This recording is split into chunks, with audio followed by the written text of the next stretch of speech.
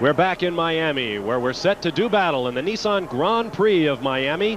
The course is 1.87 miles around, 11 turns, lined with 8,000-pound concrete barricades. It always makes for exciting racing, and my colleague David Hobbs had a chance to check it out a little earlier today.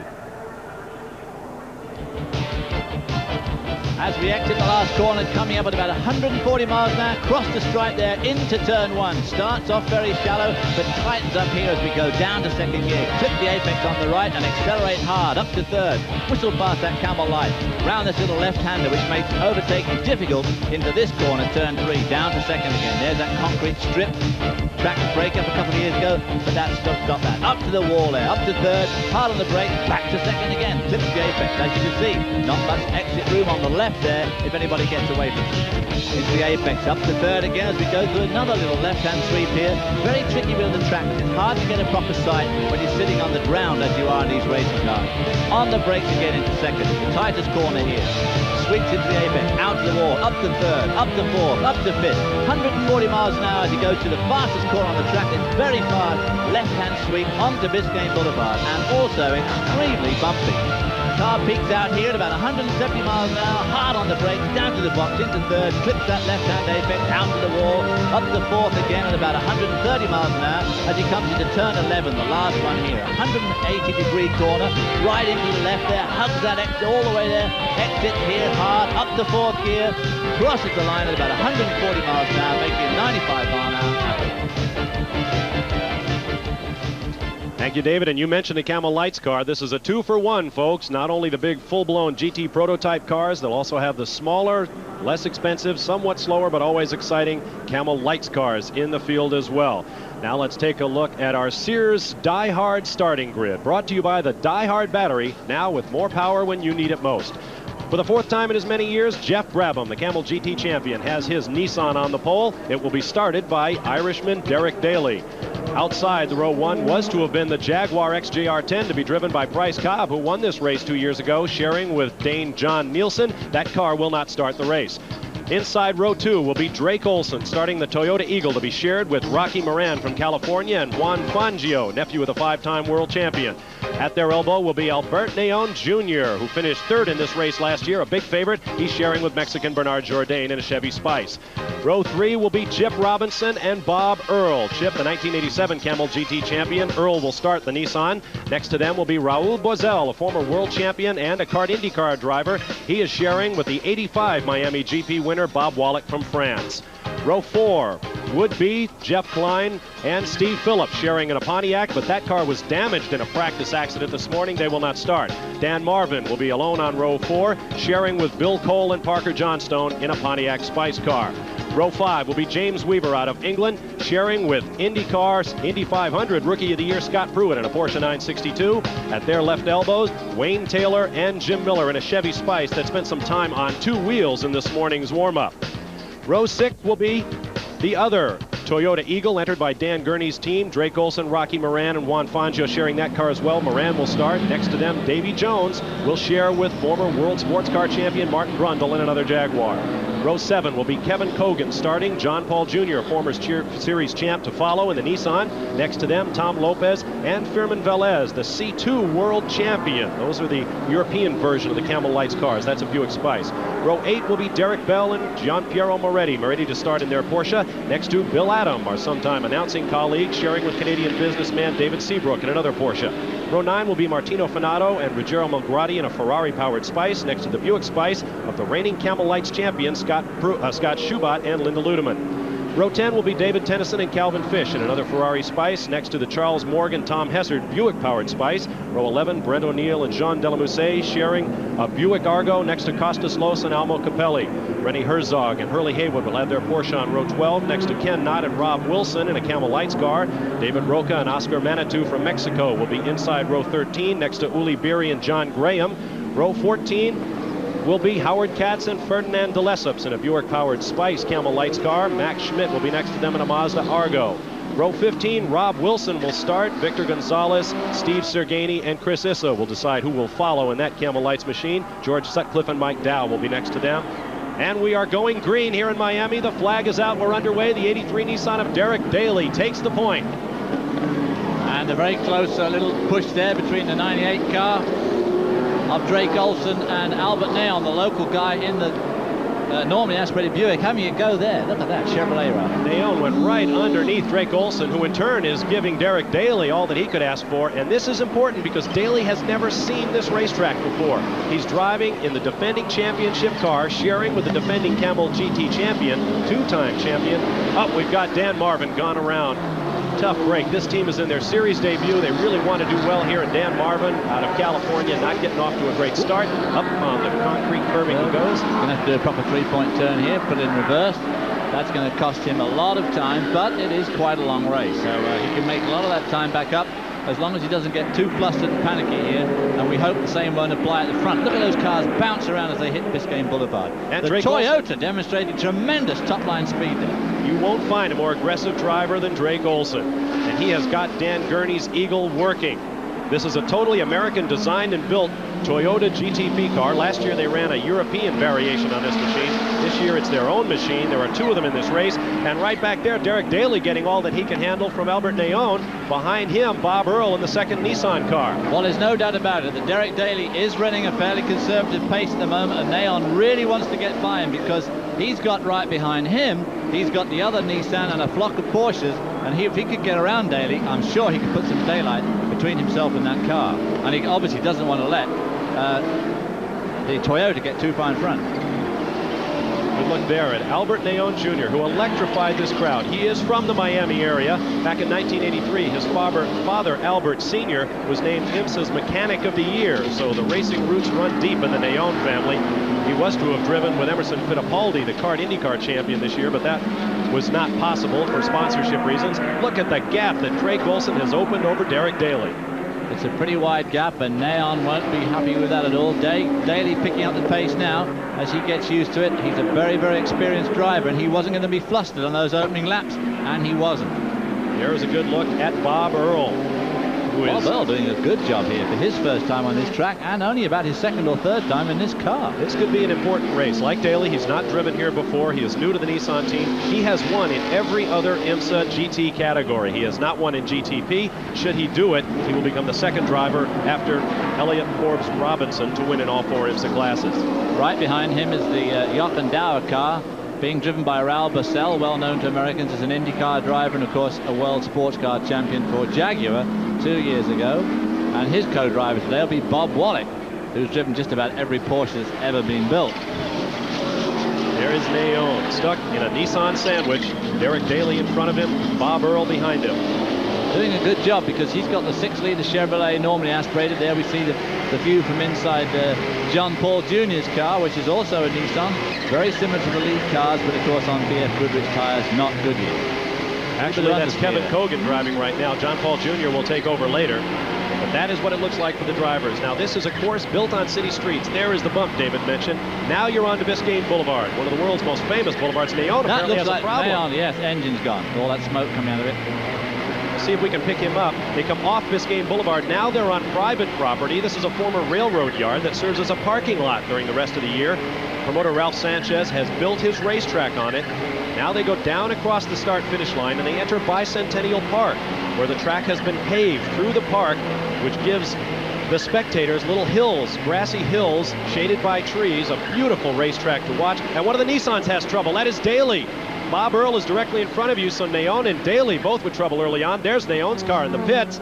Now this is something that Spice really can do without. I thought the front was flapping earlier on, but I wasn't quite sure on the monitor. I think he must have just tagged the back of Daly's car right early on in that very first lap. Let's get down to Mike Joy in the pit lane. David, it was on the first lap, but it was one of the Toyotas that he tagged, and that nose flapping around doesn't give you any downforce at all. And when it bent, of course, the attachment point, so they're having a little trouble getting the new nose fitted and getting him back out. He's lost not a half a lap yet, and the ubiquitous racers tape will be used to help that nose on and get him back out and get him some downforce for that Chevy Spice. Well, that's terribly disappointing, because one of the strong points of this Spice chassis is that it does develop very good downforce, and of course if you start taking it away, It's very bad for the driver. And of course, round here, these street circuits like this one at Miami, downforce becomes such a major part of the equation. Meanwhile, Drake Olson out of Bridgewater, Connecticut, has absolutely taken this field by the throat. There is the second place car, the number 84 Nissan, Bob Earl out of Larkspur, California, and right behind him, that number 17 car from Jochen Dauer Racing in Germany. Right now, the leading Porsche in American IMSA Racing. And up to 6th place, I shouldn't be telling you this because you can't see this on the monitor, just behind Raoul Bassel there, and behind him is Scott Pruitt in the number 16 car, is the Jaguar of Jones. We have Daly in the pits now. Let's get back to Mike Joy. It's the pole-sitting car, and the driver is gesturing. It will not shift. The car won't go into gear. The mechanics having a look at the shift lever. They're crawled underneath the transaxle at the rear of the car. They've shut it off. He can move that lever from side to side, but it will not go into gear. Here is another reason why this car is important to us. It carries our other in-car camera today. Derek Daly having trouble with the shifting mechanism, and that is interesting because a year ago this team lost a clutch, very nearly lost the race. It was only because they got a timely push from the pit crew and were able to get back into the race under yellow that they were able to hold on and win, shifting without the clutch. Meanwhile, take a look at that gap. Drake Olson goes out of your picture.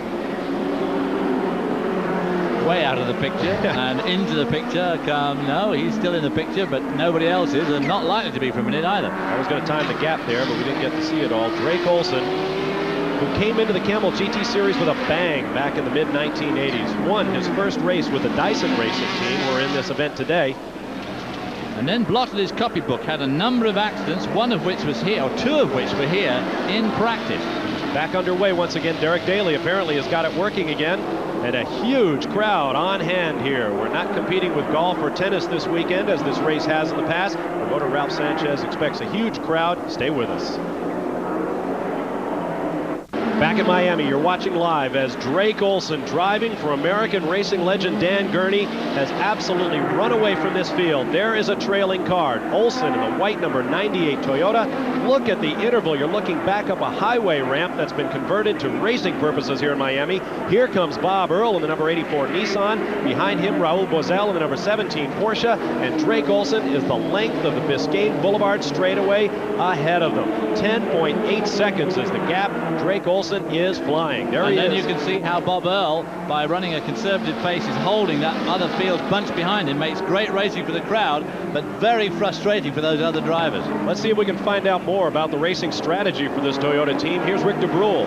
Well, Dan Gurney has to feel especially proud as he sees his car out there doing as well as it's doing, because it's a brand new chassis. This is a sister to the car that was racing last year, the Eagle. They finally completed, got one day of testing before they came here. Dan, did you have, he's talking to his driver right now, passing on a little more information what's going on. Dan, did you have any concerns that when you brought the car out here it wouldn't do well its first time out? Well, no, we felt that we've made progress over the winter in our testing and our new system. Of course, this is awfully good. There's an advantage now with the team, and instead of running an Eagle and a Toyota, you're now running two Eagles. Is it a big advantage?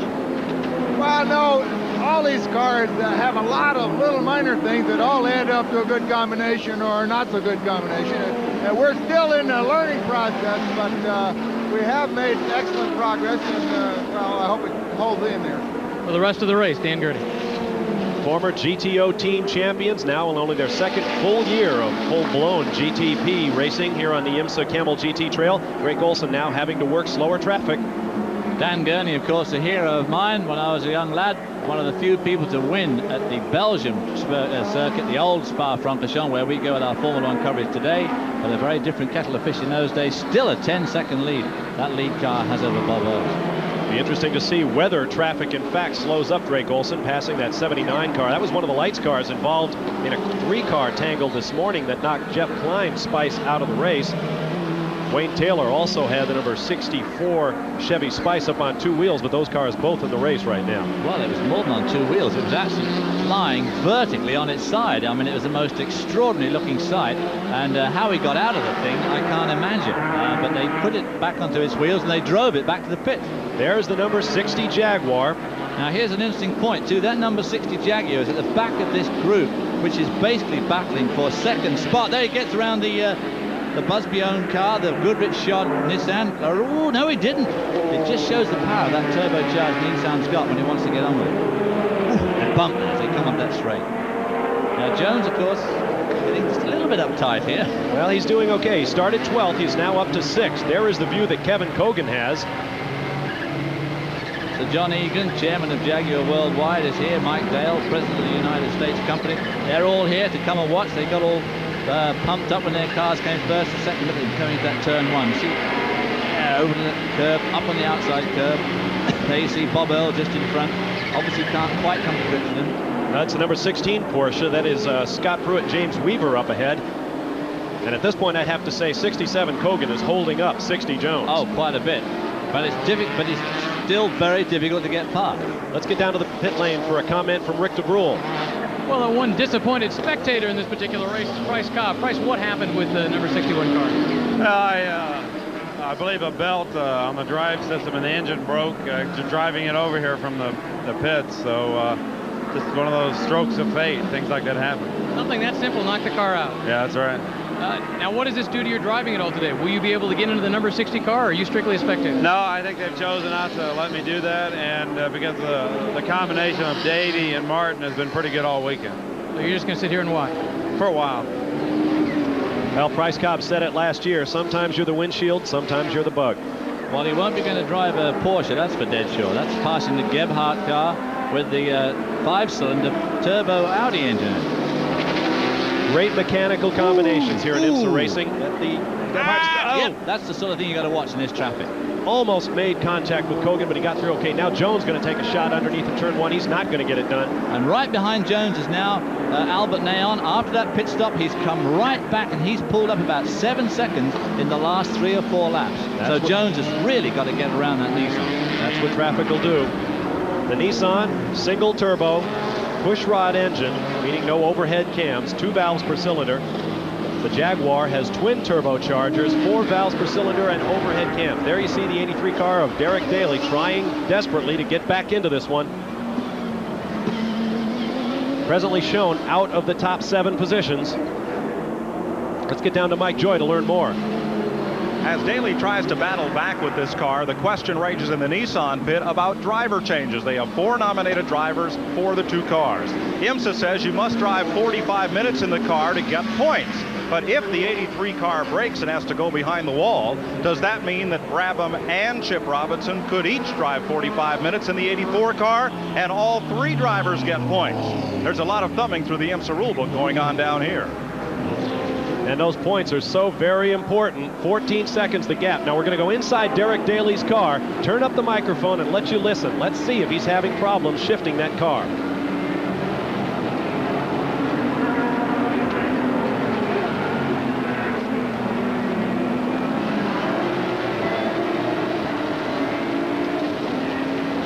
Now we're having some problem getting the microphone working inside that car, but he seems to be making pretty good progress at this point. Al Bassell now giving Bob Earl a very hard time. Bassell in the Porsche, a good accomplished driver, and giving Bob Earl for about his 2nd time in one of these cars a quick time. Your leader by a country mile right now is Drake Olson in the Toyota. We'll be back live to Miami.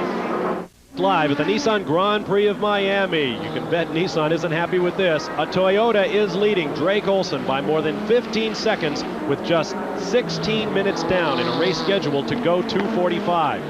There you see the number 4 Camel Lights car of Scott Schubert about to be overtaken by Drake Olson. 12 cars remain on the lead lap. The race going forward at a furious pace quickly through the top 10. It is Olson followed by the 84 car of Bob Earl. Raul Boesel has his Porsche in 3rd. Scott Pruitt 4th in a Porsche. Davy Jones is now up to 5th in the Jaguar, followed by Kevin Kogan in a Nissan. In 7th place is Wayne Taylor in a Chevy Spice. 8th is Giampiero Moretti in a Porsche. 9th is Rene Herzog and Hurley Haywood's Porsche. And 10th, the similar car of Bill Adam and David Seabrook. Let's go down to Mike Joy. Derek Daly is back on pit road. He continues to work the gear shift lever on his Nissan. The mechanics are adjusting the external shift linkage. If the problem is inside the transaxle with a shifting fork or gear, it could be the end of the day for car 83. They are hoping It's an external problem, and they can adjust it here on pit road. Let's go up pit lane to Rick DeBrule. Well, all is not roses in the Toyota camp. Car number 99, the one being driven by Rocky Moran, has come into the pits with brake problems. They're trying to bleed the brakes, see if they can't get some more pressure back into the lines. But he has been in here for some time, and it looks like he's going to have a difficult time getting back in and being competitive. So all of the leading teams having trouble. Jaguar couldn't roll one of their cars to the start, and the other car is now in the pits, a 60 car, smoking badly, David. I would say that that car is passé, and running to it is Mike Joy. No, the car's going out again, smoke pouring out of it. David, that is oil smoke, and we're engulfed in it here. It's just shooting out the exhaust pipe, indicative of an internal engine problem, and again, not one of those things you're likely to solve in the pit lane. Well, that'll teach me to open my big mouth. I just said to Bob here in the booth, when we were off the air, I said, I think the Jag could win this race. So, sorry about that, Jaguar. I think part of the problem Davy Jones had there was he pulled into the wrong pit. I think he slid right into the Busby Nissan pit, missing his own, so he had to go out and take another lap. And as you can see, the smoke continues to billow out of that car. You can bet Davy Jones is working the radio button. Up, we got a car on the wall, number 79, Dr. Ken Nutt out of Atlanta, Georgia, a sports physiologist, an MD in his daily life. Weekends, he likes to go racing in the Camel Lights class. He had an accident this morning in the warm-up. Now he's had another one. Quickly about to be overtaken by that number 25 car. That's another lights machine being shared by Brent O'Neill and Jean Delamousset of France. Let's get back up to the lead. There is Drake Olson in the number 98 Toyota with another Camel Light car in front of him. That's the number 9 machine of Charles Morgan and Tom Hessert, a former Camel Lights champion. Quickly disposed of by the bigger, faster GTP car. Now these Toyotas are interesting. 2.1 liters, the smallest displacement engines in the class. They have a turbocharger on it, and we are told they crank that turbocharger boost up to 120 plus inches. Now Davy Jones has gotten it back into the pits. Jaguar going at it as though there were nothing much amiss. Let's get back down to Mike Joy or Rick DeBrule, whoever's there. Well, obviously this is a problem that is not going to be simple to solve. He came in once before, as you saw, with smoke coming out. We're now enveloped in smoke. We can't even see. The plan when he came in was to go ahead and put fuel in, not change any tires, and just see if they can find the problem. Davey had not communicated with Ian Reed as to what the problem is, but they're shutting off the engine, and they're beginning to give this look as if this may be the end of the day for Davy Jones. Davy Jones now pulling off his gloves, unbuckling his seat belts, and he's going to climb out of the car. Oh, what a tremendous disappointment for Jaguar. I think what happened, Davy didn't miss his pit earlier. I think he was waved back out because they may not have been ready for whatever his problem was. But either way, what a tremendous disappointment for the points leader. Davy came out and won the Sunbank 24 Hours of Daytona, the first round of the Camel GT Series this year, driving with Jan Lammers and Andy Wallace, who are not in the race today. And now he is out, and his points lead will be short-lived. And our leader here has got caught up with one of the back marks, which is holding him up quite badly. Your leader is Drake Olson in the number 98 Toyota. We'll be back to see how he does. We're going to take a quick time out, come right back. You're watching live in Miami. Well, Davy Jones had moved up from 11th place up all the way to 4th place, but suddenly you find yourself a spectator on the side. What happened? Well, I guess it just wasn't our weekend for the Castro Jaguar team. After first and second at Daytona, our first Camel GTP race on the at Daytona. I don't know, I was just, I was going just as planned, just trying to move up slowly, keep all the body parts on the car, and really race the second half of the race. I had a little bit of a problem getting by the BFG car and Dyson's Porsche. They were basically holding me up through the corner, and when you go to get on the power coming up, I could get alongside of them, but I just didn't quite have what it took to get by them, so I just had to play it cautiously and make a move where I can, but and suddenly the engine just died, and that's racing. That happens, but we'll be back next race stronger than ever. Was there no warning at all? No, it wasn't. The car was running really well. I had a lot of push in the front of the car coming off the corners, but I basically think because I was running so close to the car in front of me, once I got by them, I believe it was in 4th, I had some clear track and I was making up some time, but suddenly going down the straight, I just lost the revs to the engine and a lot of smoke coming out the back. So Jaguar will get it. They'll get it going. It's no problem. Major disappointment for the Jaguar team today. Let's go to Mike Joy. And let's update you on the number 83 Nissan store. You see the work going on the transaxle. When Derek Daly shuts the car off, it shifts fine, but when it's running, it won't shift at all. They're going to take off the back end of the rear end transaxle, which houses the shifting forks, as long as that main shaft and secondary shaft bearings, and replace it. See if that cures the problem. Obviously, a very time-consuming repair. That would take probably 2 weeks at your local garage and cost an awful lot of money. It's going to cost a whole lot more money now, but it's going to take a whole lot less time. That's very well put, and I tell you what else is happening too. Bob Earl is starting to get into some quick traffic. We can't see it. This is our leader, Olson, who's doing so well in that little engine Toyota. This not only is the smallest engine in its class, it's the smallest engine here, period. I mean, it is a minute engine. There's Brabham, number 17. And right behind him, and they're getting involved in that Camel Light car. That appears to be the end of that battle. It's Bob Earl running with Raul Boesel. That's a battle for second place on the racetrack. Kind of interesting that in a series that has been dominated by American-engineered or American-prepared Porsches for so many years, suddenly the Camel GT 1990 is being dominated by a European Porsche entry, Jaguar from West Germany. But these guys are soon going to catch up with some of the faster moving lapped traffic, i.e. people like Bill Adam and Hurley Haywood in their Porsche 962s. And when they catch up with them, Olson has managed to dispose of them quite well. But I think these two guys are going to have it more trouble, because there's no doubt about it, Bob Earl is definitely going to be trying to keep his nose clean today. He's not going to be a hero. He wants to get that car to the start-finish line, especially as it's the only Nissan left. There we see those two lead cars, or the two lap cars in front of them. And I think they're going to have a bit of trouble getting by them. Ironically, Raul Boesel, there you see him, formerly drove the Icard IndyCar Series for Doug Shearson up in Michigan. He is the 1987 World Endurance Driver Champion and won the 1988 Sunbank 24 Hours of Daytona driving for Jaguar. This car ran as high as third in the 1990 24 Hours, held the first weekend of the month of February at Daytona International Speedway. They eventually broke, but they are really a threat here on the Camel GT Series, particularly in these sprint races. They run a Super Cup Series in Europe. They may not run it this year, I'm told, but in the past they have run a series of street races and short sprints. So the Jaguar team is not unfamiliar with the format we have here today. 2 hours and 45 minutes of racing, or 120 laps, whichever happens first. There you see the number 32 car of Thomas Lopez and Firmin Velez leading in the lights category right now. 7 cars remain on the lead lap as this race goes on at a furious pace. Firmin Velez from Spain, making only his second ever start in IMSA racing. He was the world champion in the C2 category, which is the European version of Camel Lights. Group C are their prototype cars. C2, which is now defunct and will not run in 1990. And doing a pretty good job too, because he's up to 11th place overall, the first Camel Light, and 11th overall. They're having a good run today. In fact, Firmin Velez shattered the lights lap record in qualifying, so that car is a definite contender. They could break into the top 4 or 5 overall GTP cars, given the rate of attrition we've had thus far. Both Jaguars out of the race. One Nissan, the pole-sitting car, is in the pits interminably long. They must be a solid 5 laps down by now. And that car, of course, in front of him, the number 23 car, there it is just in the picture there. That is Bill Adam and David Seabrook in a full-scale, brand-new Porsche 962, being given a heck of a run for his money by this little Camel Light. So these guys are obviously doing a good job in that number 32, the white car with the green ring. Back up on the point, the Toyota, I mentioned before, they're running more than 120 inches of boost in that car. Compare that, if you will, to the USAC machines at the Indianapolis 500, where the speeds are ahead of, rather in excess of 200 miles an hour all day long. They run, what, 43 inches of boost? So more than 3 times as much turbocharger pressure. Drake Olson just having a great run today. We already have learned that in 1990, Toyota will be running 2 identical Eagle cars. We asked Drake Olson how much that's going to help his team.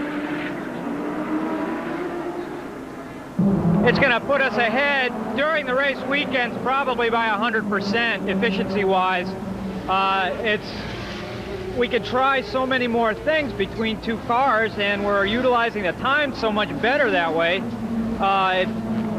There's no comparison, really. Last year, everything that we did and everything that we learned was on our own. We couldn't brush it by the other guys. So it's a big help this way.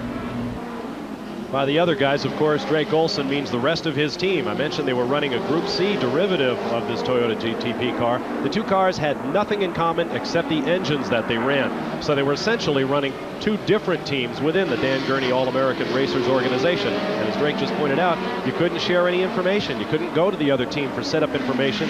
The suspension geometry was different. The parts on the car were different. Dan Gurney likes to put a positive face on everything. He says we had the opportunity to learn twice as fast. Now the 84 Nissan is in the pits. And Geoff Brabham appears ready to get into that car. So your pole winner and the two-time defending Camel GT champion will take over this car. Let's get down to Mike Joy. It'll be a routine stop with Brabham in the car, the tire change being made all the way around. The tires that came off the car look very good and show very little wear. Brabham adjusting his belts, hooking up the two-way radio. Car is down and away he goes. Well, now we can look out for some fireworks. The old G. Brabham gets into gear here. Brabham, 37 years of age, and now he stalled it. No, he hasn't. He stopped at the pit exit, that is. There's a traffic light. That's the first time I've ever seen him use that red light this whole weekend. I wonder why they're suddenly so enthusiastic, which means that the Toyota has gone into a lap lead. It has just gone by this parked car. And there was something pouring out the back of Geoff Brabham's Nissan as he exited the pit. They use a traffic light with red and green flares in order to keep drivers from pulling out into traffic and potentially getting clobbered because they can't see what's coming downstream. So they must wait until they're given permission to re-enter the race. We'll be back to Miami in a moment.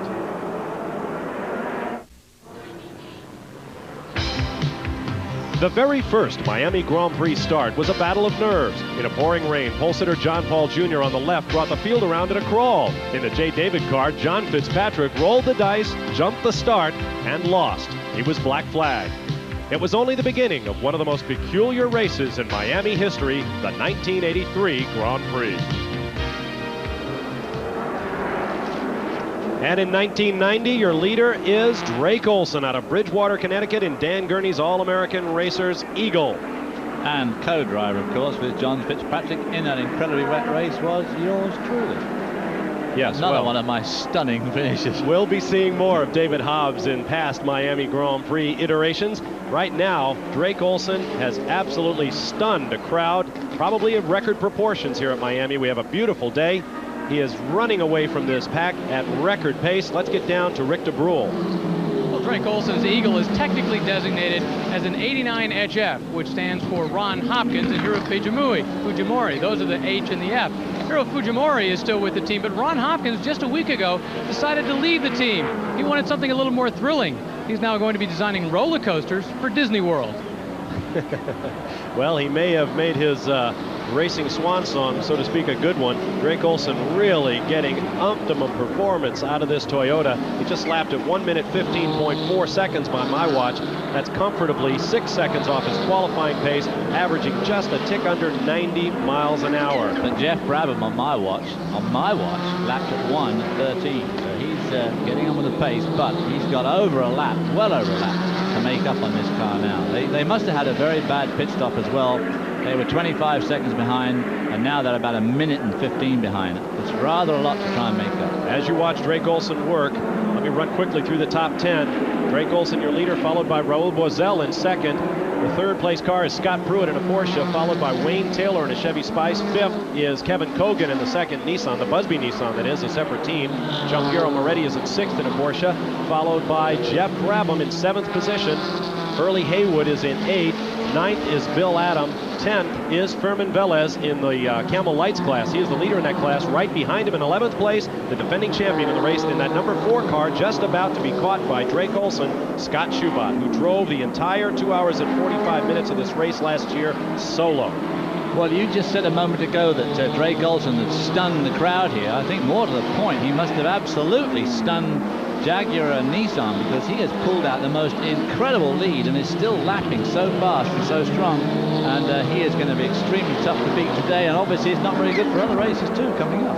The race scheduled for 2 hours 45 minutes. We are now 35 minutes in. If we reach 120 laps or 360 kilometers, we'll stop there. We are now working lap number 28. Drake Olson leads but 5 cars on the lead lap. There you see the average speed, 91.5 miles an hour. The race record, 82.9 miles an hour. Of course, we still have a long way to go. But it is a blistering pace, and must be absolutely paralyzing to Nissan, of course, have had a bit of bad luck with their number 83 car. In fact, a lot of bad luck. And Jaguar just haven't had a good weekend at all, when you consider that just 3 weeks ago they had a very good-looking first and second in the Daytona 24-hour, which would appear to be much more difficult than here. The 83 Nissan, the pole-sitting car, remains in the pits. I would imagine Derek Daly and his fellow new Nissan teammate Bob Earl will probably share that the rest of the day, while Jeff Brabham and Chip Robinson go about the job of trying to get that 84 car up into the lead group. There is your leader in the Camel Lights class, the number 32 machine being driven by Spaniard Firmin Velez. Firmin Velez. Into the sun's starting to angle down now as these guys come down that on-ramp the wrong way onto Biscayne Boulevard, and as they make that very, very fast left-hand sweep, around about 135 to 145 miles an hour, the sun is right in their eyes and will obviously progressively get worse and worse as the afternoon wears on. And of course, as the afternoon wears on, the windscreens not only get dirty, but they get scratched, especially here because there's a lot of sand and seashell in the mixture of the road surface around here, and it really, really makes a mess of those windscreens. Crowd just eating this up. That is actually Drake Olson's portrait. That is Firmin Velez has changed. He looks like a lot like old Drake. That's Draco Olsono. Oh, well, these things happen. Anyway, out of Madrid, Spain, Firmin Velez. That is a brand new car, by the way, so that's also even more remarkable. Usually you like to get a couple of races to get the bugs worked out of these cars. Velez is in a brand new Spice machine, just arrived just a week or so ago, the Spice team tells me. And they have got a big Chevy V8 in it, and he is really getting the most out of it. Slowly, these Camel Lights cars getting closer and closer to the big full-blown prototype cars, like this one, the Toyota, being driven by Drake Olson on the point here in Miami. Not very close today, but I'll tell you what is an interesting point, and that is that Drake Olson is about to put a lap onto the 67 car, the Bridgestone Nissan of John Paul Jr. and Kevin Kogan. And that's the 4th place car in this race, so that gives you some idea about what Drake Olson and Toyota are doing to this field. They are absolutely running away as we continue the celebration of the Nissan Grand Prix of Miami. Don't go away.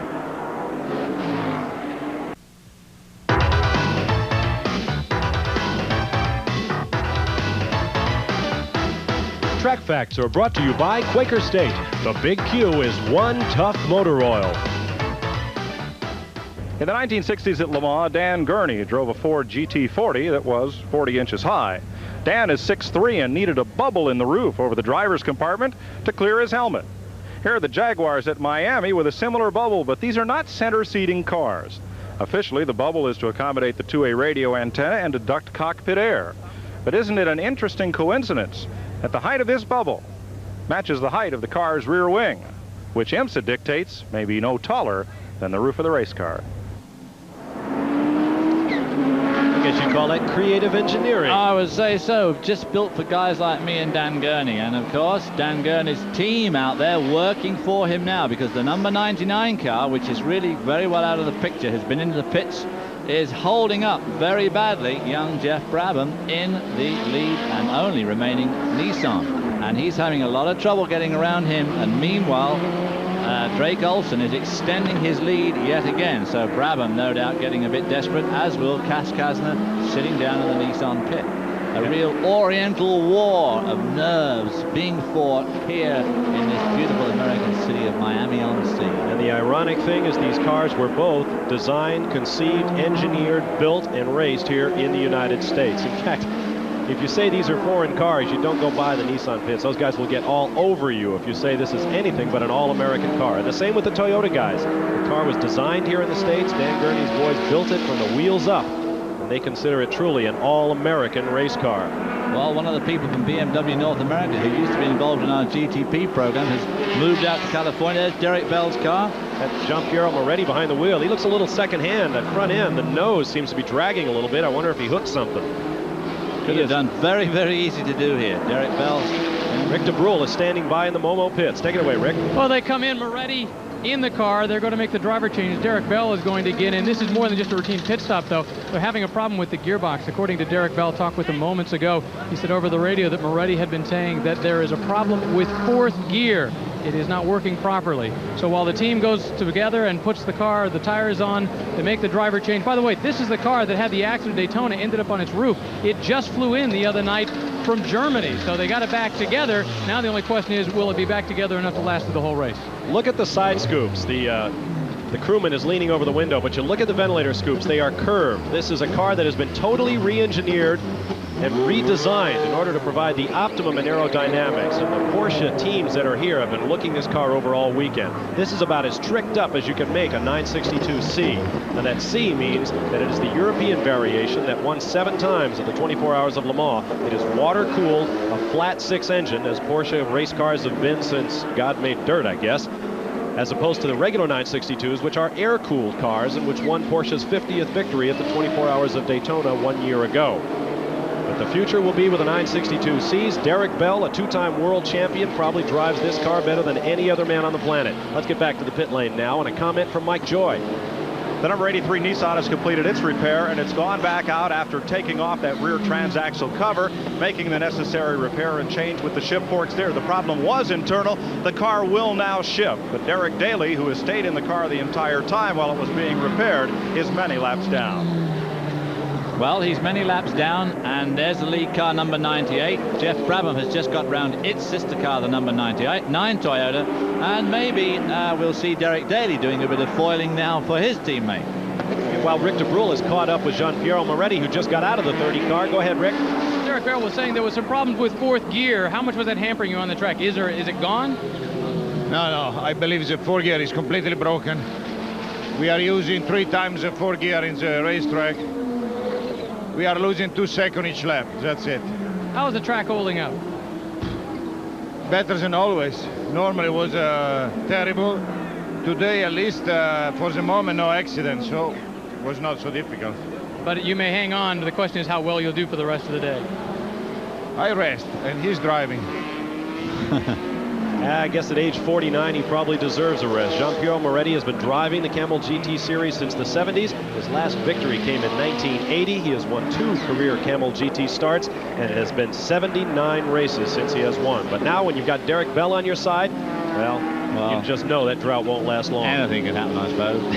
And at 49, let me assure you, it's not a case of needing a rest. You have to have a rest.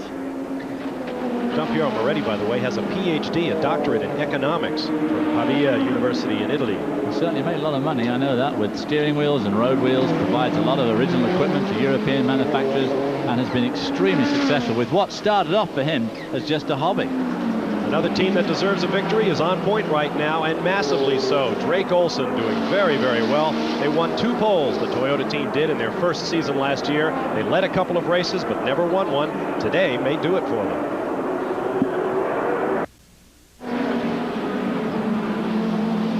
Back live at Miami, the Nissan Grand Prix of Miami. Bob Barsha, David Hobbs with you down on pit lane. Mike Joy and Rick de Brule holding things down.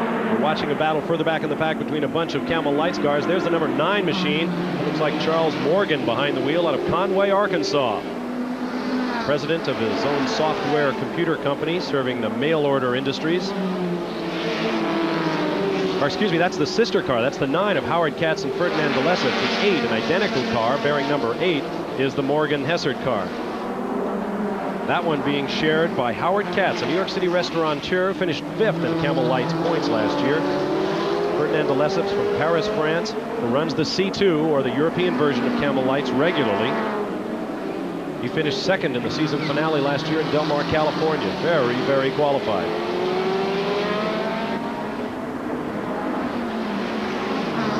There is number 4. That is Scott Schubot, the defending Camel Lights champion and the defending winner of this race. He drove all by himself last year. He won't be able to do that this year. All of the Lights cars are required to make a green flag pit stop with a driver change. Let's get down to Rick de Brule, who's standing by with Scott Schubot's co-driver. Well, Linda Ludeman, you're standing by waiting to find out just how much time are you going to spend in the car today? I don't know. Our pit crew hasn't told me what I'm going to be doing other than I'll be getting in the car. So it could be 45 minutes. It could be 2 laps. I have no idea. You've never set it off in advance. You never said there's going to be a minimum this year. Last year there was a lot of complaints, shall we say, about the 2-lap specials you were running. Yeah, I got to be known as the Linda rule. But this year the driver change has to be done under green. But it doesn't say anything about driver changes under yellow as well as a green one. So we'll see. Any word on how Scott's doing? I can't hear you. Any word on how Scott's doing out there right now? I don't know. I think he's about 20 seconds behind the leader, but he's still well within striking distance. Meanwhile, there comes the number 83 car about to overtake Scott Schubert. Of course, 83 being driven by, I believe, Derek Daly now, is well down after a long rear end repair in the pits. They will get out there and continue to circulate. Yeah, that's Daly's helmet in there. He must be at least 15 to 18 laps off. We're not quite sure yet. But the lead car, 98 car, is about to be overtaken by his teammate, Geoff Brabham, in the 84 car. We'll get up to that. In fact, has already been done, sir. No, sorry, wrong. Please, David, we'll get to wrong. There is the number 84, driven by the two-time and defending Camel GT champion, and just ahead of him, the race leader. This ought to be interesting. Now remember, of course, if he gets round him, don't get too excited if you're a Nissan owner, because he would then be on the same lap. He's a lap and that far behind at the moment.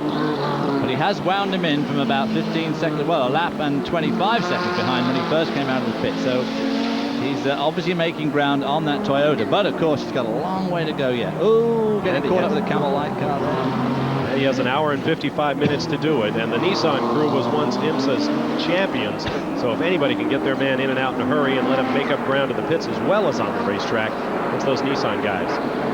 Now obviously Drake Olson is not going to make it easy for him to pass either, and they must be very evenly matched, these cars. We talked about Scott Schubert and Linda Ludeman a moment ago. In case you're confused, what Schubert and Ludeman used to do was in races requiring a driver change, as they do here at Miami, they would wait for a yellow flag, then bring in Scott, put Linda in, let her do 2 laps, bring her back into the pits. Scott would get back in and essentially drive the whole race. The other Camel Lights competitors cried foul. Now those pit stops have to be made under green flag conditions, but as you heard Linda say, it doesn't say anything about yellow flag driver changes. We'll see what happens. They may have something up their sleeve yet, and their crew chief is Phil Creighton from the Atlanta, Georgia area. He's as good as they get. This is the battle, excuse me, not a battle. Your leader is the Toyota Drake Olson. This is Geoff Brabham going to take him on the inside, it looks like, to get him back on the racetrack. So Geoff Brabham, who drives this Nissan 300 ZX Turbo better than anybody else around. It's taken him to 2 championships. He is now back on the lead lap, and he will be trying to get around this 1.87-mile circuit to get another shot at leader Drake Olson. Now, Brabham will obviously finish this race. Drake Olson has now done in excess of 30 laps and will be getting tired, and they're going to have to make the point. Will they change him and put one of their other 2 drivers in, both of whom are slower than Drake Olson, or will he try and run the whole race, at the end of which he will, in turn, no doubt be getting a bit tired, because it is a very physical course. Temperature well in excess of 80 degrees here. Brabham knows these conditions well as a racetrack. He has won this race twice in the last 3 years, 1987 and last year, 1989. Because of his past success here, we asked him before the race if he considers Miami as his home track. Well, there's no doubt that this track's been very good to us. From a sentimental point of view, it's where really we had our first win, and that really kicked off the Nissan program, you know, to the heights that it's really got today. But for sure, this race, to me, is the first real indicator of who's going to be tough for the rest of the year and who we're racing against, because it's the first sprint race, and Daytona is such an unusual race, it's hard to really gauge anything from that one. Well, Geoff Brabham has a lot of clean track in front of him right now. You see no cars out there.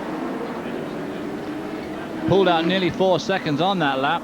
Of course, we don't know. Drake Olson may be having some troubles with that car, with his gear shift or whatever. And maybe Rick or Mike will be able to get down there and ask the Toyota team if everything is going okay. But Geoff Brabham really on the rampage at the moment. There is Drake Olson down in the turn 5 and 6 area in the middle of Bicentennial Park. And you can see those grassy mounds I spoke about earlier. A lot of great vantage points on this Miami Grand Prix course. And here's that long left-hander that's so difficult to overtake. A lot of people do break into that corner, pass people on the inside, but you've got to get it right, because it's a long left-hand approach, around which, of course, sitting on the floor like these guys are in these cars, you can't sit. Chip Robinson spun his Nissan in qualifying at that very point. He said he deliberately spun it to keep it off the wall and preserve it for the race. Drake Olson is your leader for Toyota, followed by a Porsche, another Porsche, and the Nissan of Geoff Brabham. 1984 was nearly a disaster for the original IMSA Jaguar team, Group 44. The 04 car of Brian Redmond and Doc Bundy nearly collided with the team car driven by Bob Tullius and Pat Bedard. Bundy recovered to lead the wildest and only 1-2 team finish in Miami Grand Prix history. There's the number 16 car, the Dyson machine being driven by Scott Pruitt. Here is your leader in the pits. We are now about 50 minutes into the race. I wonder if that is a regulation pit stop. Let's see what we can find out from Rick DeBrule. This is exactly the way they planned it. They'd hoped to go just about half the distance before they came in. They're doing it as planned. Drake Olson had the option of letting Juan Manuel Fangio get in the car and act as his co-driver. He has decided not to do that, although, as you can see, they just threw in a bottle of water. He poured it on himself. They've changed 4 tires, and he is now away to rejoin the race. Well, I beg to differ with you, Rick. They are nowhere close to halfway at this point. I believe they're probably going to have to stop at least twice more as a result of coming in this early. Well, they've done about 45 laps or so they're getting up to the halfway point, but they certainly will have to make 2 more stops. There's no way they can go from now to the end, but so will Geoff Brabham, of course, have to make 2 more stops. And this is your new leader in the number 17 car, yet to pit, Raul Boesel from Brazil. And Bob Wallach, I can't believe that guy. And having Bob Wallach in reserve, can you imagine bringing your car into the lead and saying, okay, put Bob Wallach in? Now that is a tough combo, which is one of the things that Drake Olson doesn't have quite that sort of comfort level, but this is going to be a powerful car. Wallach is the only man who has driven all 7 previous iterations of the Miami Grand Prix. When he gets in today, I remember when he won back in 1985, I was here. He drove for about 2 hours and roughly 15 minutes of a 2-hour, 45-minute race, then turned it over to young Italian Paolo Barilla and went the rest of the way. He is truly an Iron Man. So Paolo Barilla, of course, who we'll be seeing in just 2 weeks' time. That's Bo Enix driving his Minardi. That's right. The Minardi is a teammate to Pierluigi Martini. I have to work on my Italian. All those American names will be once again coming into your living rooms via the wonders of ESPN TV.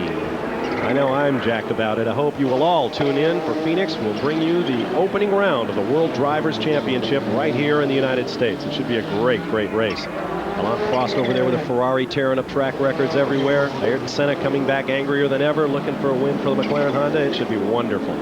Yeah, making Ayrton Senna that mean probably wasn't such a good idea on lots of people's parts. It'd be like a mad dog after some red meat. Let's step aside for a moment for Rick DeBrule in the pit lane. Well, Derek Barrell has come back in. Obviously, the 4th gear problem a little more disconcerting to him than they'd originally thought. He was able to go back out and run for a while. Now they're back in looking to see if they can fix anything.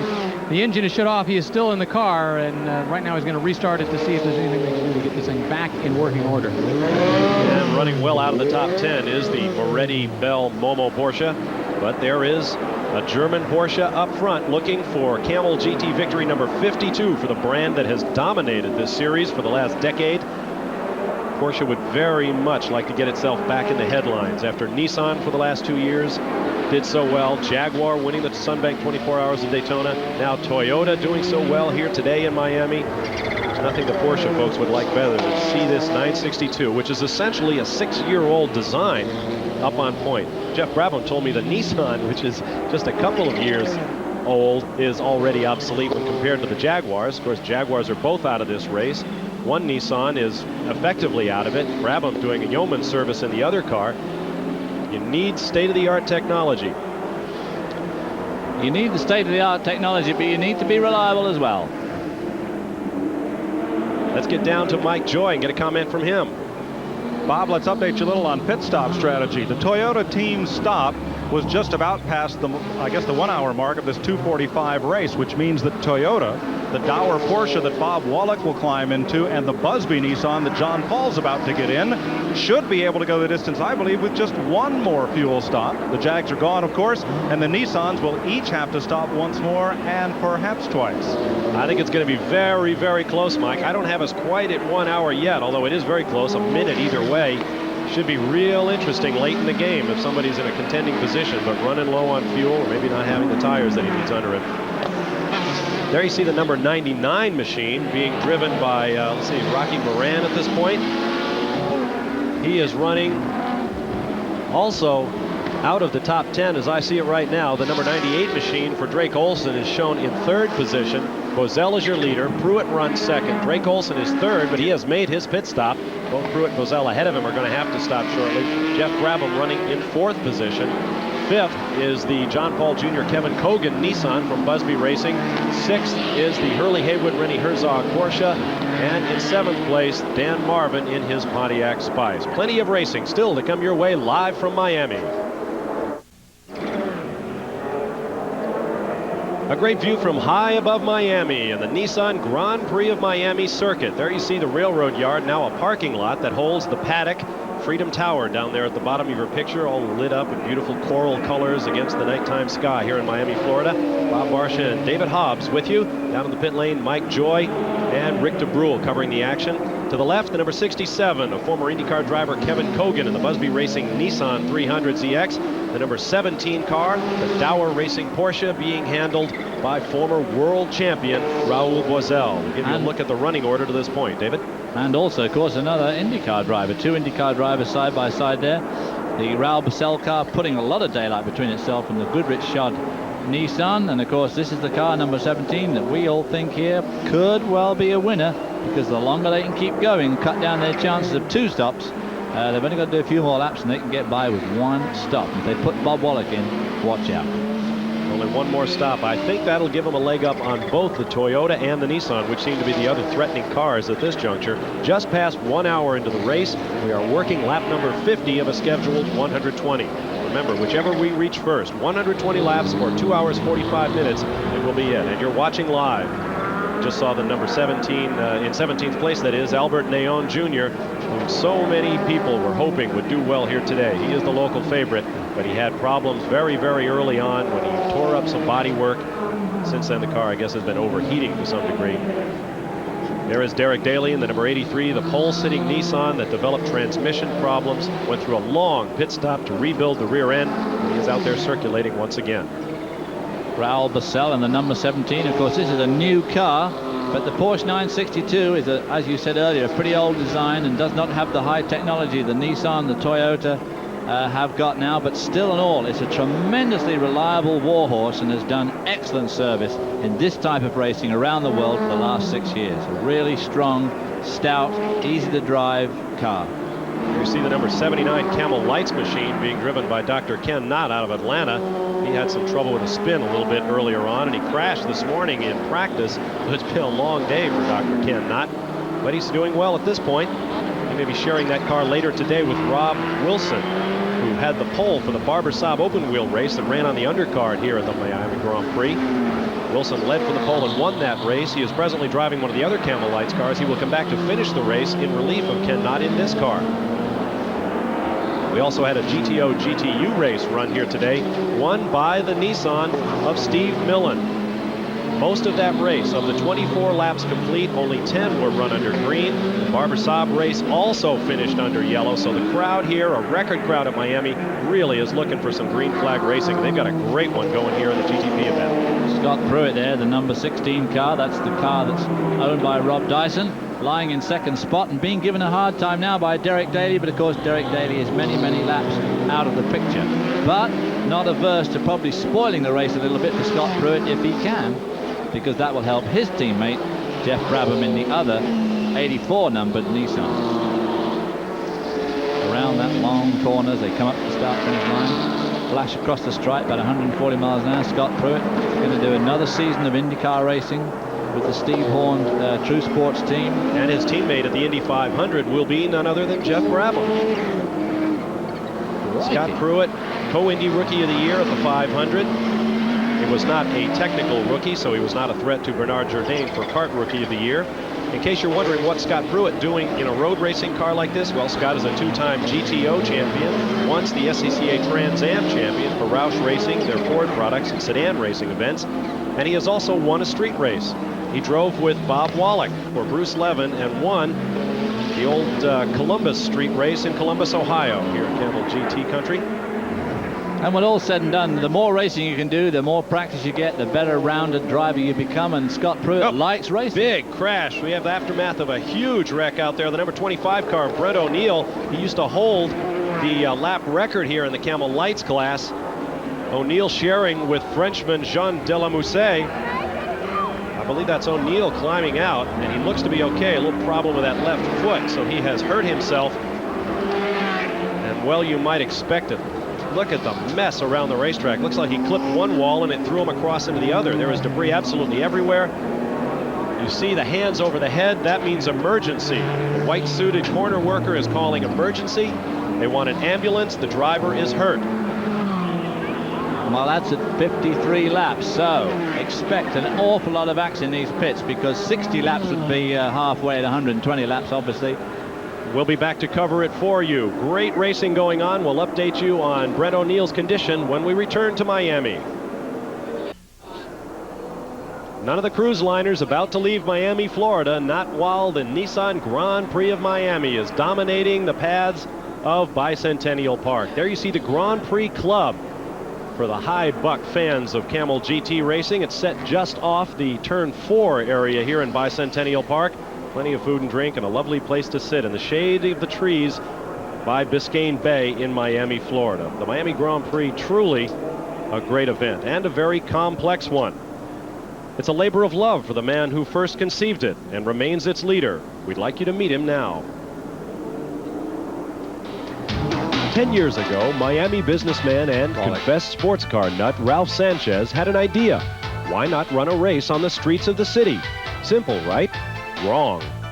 We thought this was going to be a piece of cake. It was going to be my hobby, and I was going to continue my construction and development business. And by the way, 2 weeks out of the year, just take off and come over here and put on this race.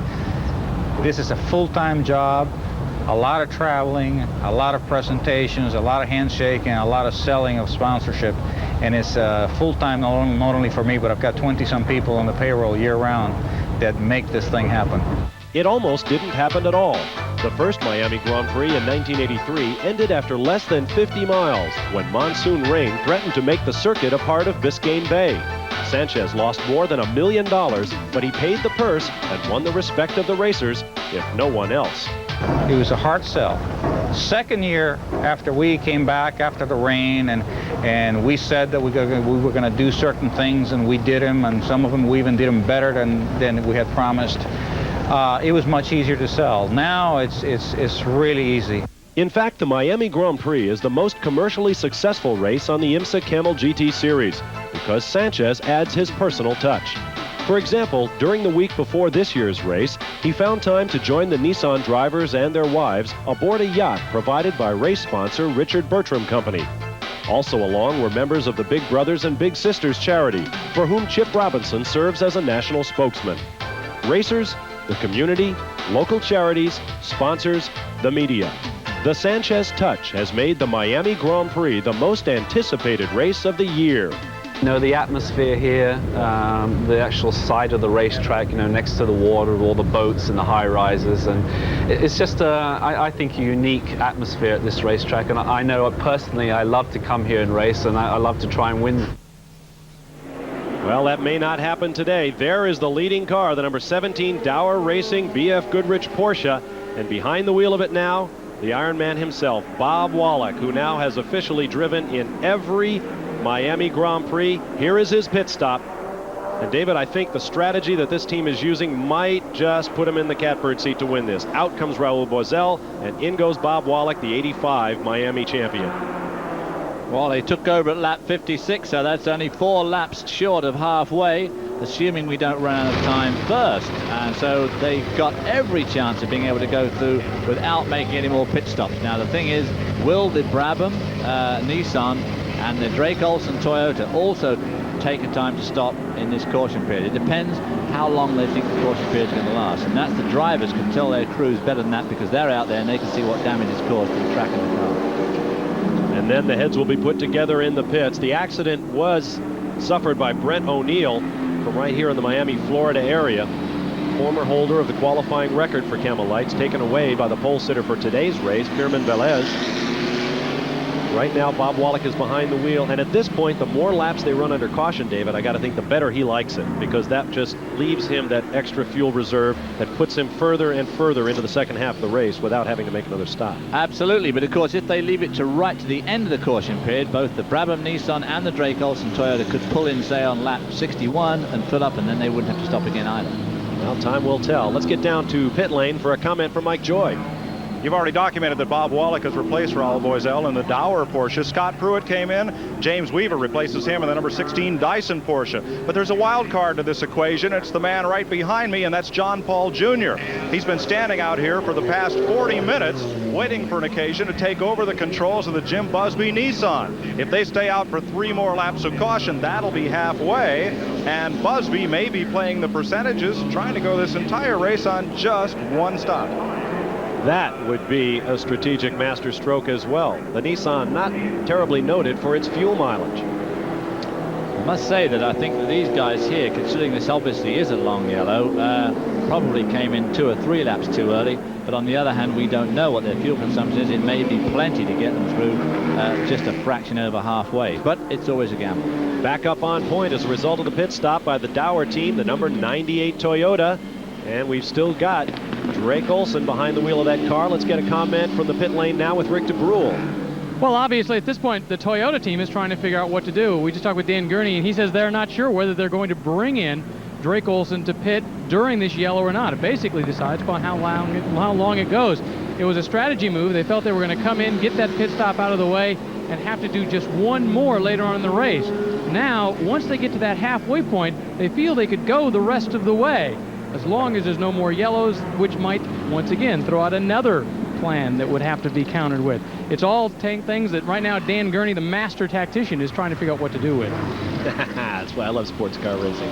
Pit stops, driver changes, all kinds of variables thrown in. Well, normally, of course, you can guarantee to have a number of caution flags in this Miami Grand Prix, and of course we've been terribly fortunate today from this race today, and of course we've had a cracking pace before the caution came out here. Speed in excess of 90 mile an hour average in this street course in the race. Pretty impressive. Well, this long yellow flag might take care of the average speed record, but you can bet that once the green flag flies once again, they'll be foot down and belly to the ground again. Let's get down to Mike Joy. There goes Bernard Jourdain, almost colliding with a Camel Light car at the end of the pit lane. He has now replaced Albert Mayon in the number 90, a Spice chassis automobile. And they now wait at the pit exit. There you see. And an official now is saying, get him out, get him out. There is nobody on the front straightaway. The number 9 car must have a problem. Now he gets it refired, drops the clutch with a little throttle oversteer. He's back out on the racetrack. In the 90 car, Bernard Jourdain, co-rookie of the year at the Indy 500, kart rookie of the year generally speaking. But he says he's not going back kart racing. He's going to go run the Group C sports car series in Europe.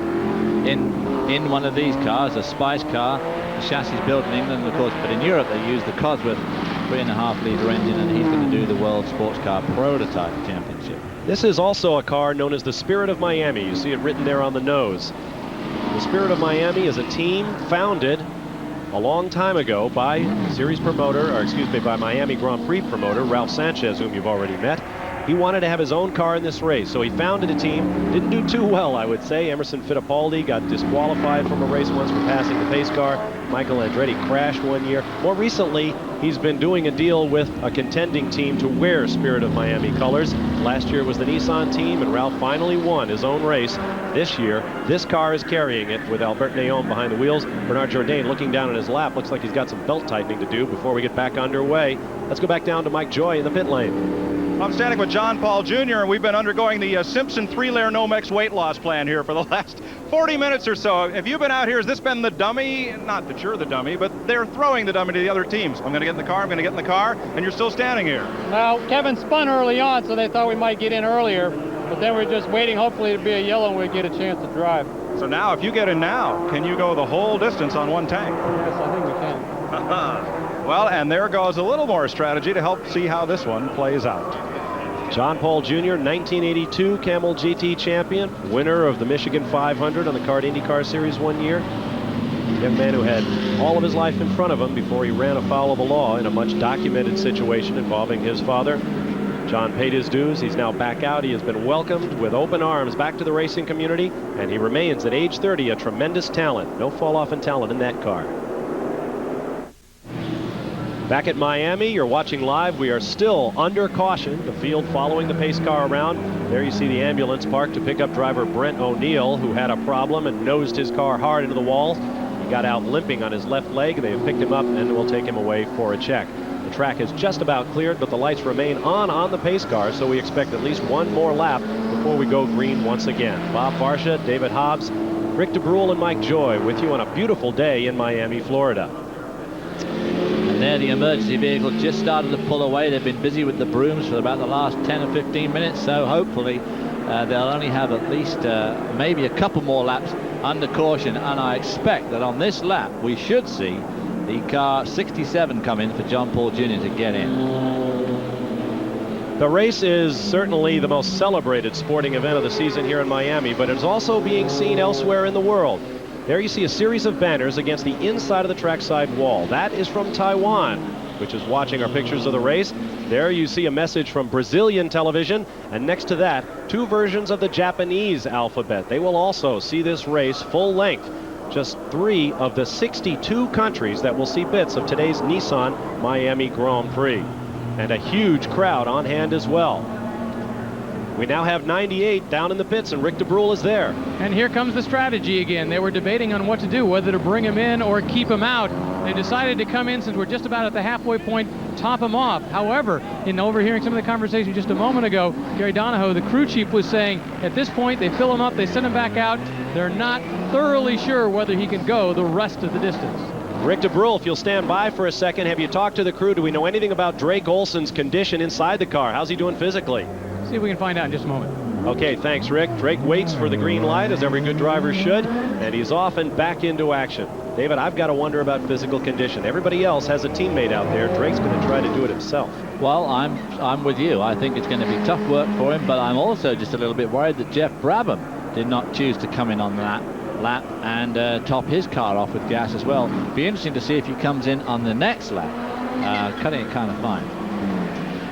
There you see the leader, and what a victory it would be. I'm not trying to jinx him now, but for Dan Gurney and the All-American Racers Toyota team, it would be a spectacular. No rush to come in yet. Emergency vehicles and people still there. Maybe the wall must have been moved in that little I was about to suggest that. I said earlier that it looked like he'd hit both sides of the street. Those concrete barriers weigh 8,000 pounds apiece. When they're set on grass, you can imagine they're even harder to move, but we have seen it happen during the weekend. Let's get back to Rick DeBrule now to find out about Drake's condition. Well, Drake Olson had the option of having Juan Manuel Fangio get into the cockpit and take over the driving duties. It was strictly Drake's decision. According to crew chief Gary Donahoe, he opted not to do that. He feels that he's doing fine and is ready to go the whole distance. Well, I hope that's true, and he certainly is fit. About 5'8", maybe 155 pounds, but Drake Olson is all muscle. In fact, he used to be a ski instructor up in Bridgewater, Connecticut, so he is definitely among the fitter Camel GT drivers, but still with the temperature hovering somewhere above 85 degrees, even with about a 10 to 15 mile an hour breeze. When you've got that sun shining through you and you've got an engine glowing red hot right behind the nape of your neck, it can be very, very physical in these cars. He certainly goes under the name of the Mighty Atom. He is one of these guys who's all muscles, but he's very small and light, like all race drivers should be. And there you see Firmin Velez, the lights leader. He continues to circle, overall running in the 7th position. The next man behind him is the defending Camel Lights champion Scott Schubert. He is 10th overall. We'll be back to Miami in a moment. In 1985, two-time sports car world champion Derek Bell nearly threw away his Miami Grand Prix while attempting to overtake leader Darren Brasfield. But with 1 lap remaining, Bell managed to close the gap and pass the California teenager, taking the victory. All the hard work and 90-degree temperatures took its toll on Bell, who nearly collapsed in victory lane. And once again, that number 29 car being driven by Darren Brasfield was placed in the lead by somebody we all know and love. Little twerp, I tell you, I nearly strangled him afterwards. That was one of those deals where we're walking up and down pit road and everybody's shaking your hands and saying, congratulations, you have the race in the bag. There you see the other part of the equation, Derek Bell. He has not had a good day. They lost 4th gear in that car when Gian Piero Moretti had it off at start. Now Derek Bell is in the car, can't seem to make it work. We watched him lose a position right in front of our announce booth simply because he doesn't have a full quiver of arrows in that gearbox. Now he's talking to the crew as they try to get him a working race car. Tough break. As mentioned earlier by Rick DeBrule, that car was crashed, in fact flipped, in the first major accident ever suffered by the two-time world champion Bell at Daytona 3 weeks ago. They flew it to Germany, to Moretti's shops, fixed the car, brought it back. It arrived here Friday night in Miami. They had very little practice time in it, but all of the Porsche people here on hand say they did an absolutely great job of getting it together. Let us remind you of ESPN's first NASCAR Winston Cup event of the year. Next Sunday, it's the Goodwrench 500 from The Rock, Rockingham, North Carolina. One of the toughest races of the year and always one of my favorites. It'll be live at noon Eastern Time, 9 a.m. Pacific Time. That's Sunday, March 4th from North Carolina Motor Speedway, Rockingham, North Carolina, the Goodwrench 500. Rusty Wallace and all the gang will be there. They're up at Richmond this weekend.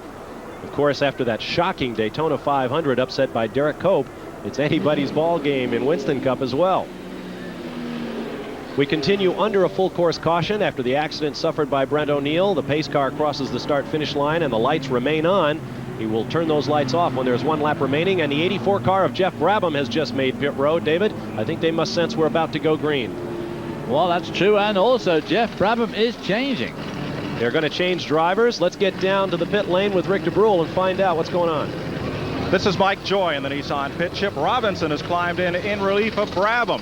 A read of the rule book by Don Devendorf, and he hopes to get both of the drivers that will chase the 1990 Camel GT Championship points here today. To earn points, the first car you drive, you must sit in for 45 minutes out there running on the racetrack. Brabham has done that. Bob Earl started the car. Now Chip Robinson, a little problem with the door latch, and it will not latch. Just one of those little things. Now they've got it, and they come down off the air jacks. This won't cost them a lot of time, even though Robinson stalls it, because they'll go tail end of the field once they catch up to the caution car.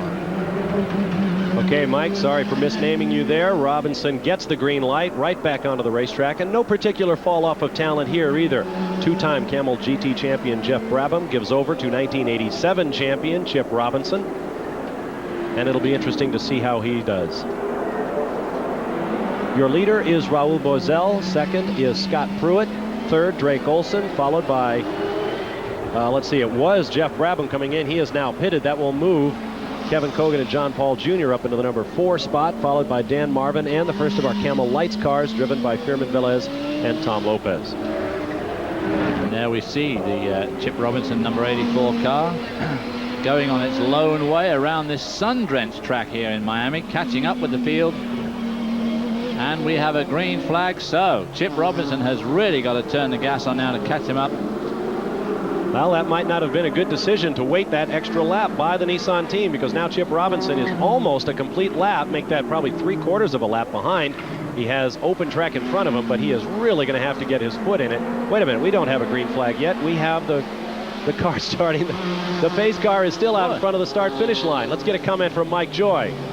Bob, what's happened here, and I can see where it would be confusing, is Jim Sidley, the IMSA starter, gave the catch-up sign to that group of cars that included the 84 Nissan. What he was telling them was to rush around the track and catch up to the pace car and the rest of the field in anticipation of that restart coming shortly. So while they did hit the throttle, the track was still essentially yellow, and they were catching up to the pace car and the rest of the field. It is utterly yellow, as the yellow lights atop the pace car indicate. See, David, if we were on videotape today, we'd have looked like geniuses. We would have just ignored all of that. Yeah, but we were told it was green, so we said. Mind you, looking at that little green Camel Light car slide around turn 1, you could be easy mistaken for the fact that the track was green. They have to hustle to keep up with the big GTP cars. It is a beautiful afternoon in Miami, and we hope you're enjoying it with us. We'll be back with more live coverage after this.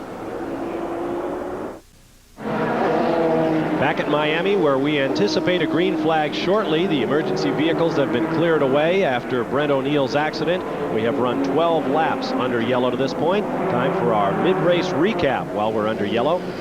The leader, Drake Olson, who took over early on, in fact led right from the get-go. 49 of the 60 laps before pitting. He remains in the car while other drivers have changed. Average speed at 88.2 miles an hour, very close to the average speed record. We get back under green shortly. We should be in good shape to run for a new mark. The 2 leaders and 2 lead changes include the Nissan of Derek Daly, which led early before braking. He is now back into the race after a long pit repair. 24 of the 26 starters remain in the race. 5 cars on the lead lap, and that is pretty amazing. We're used to big attrition in these Camel GT races. There are the cars out of the race.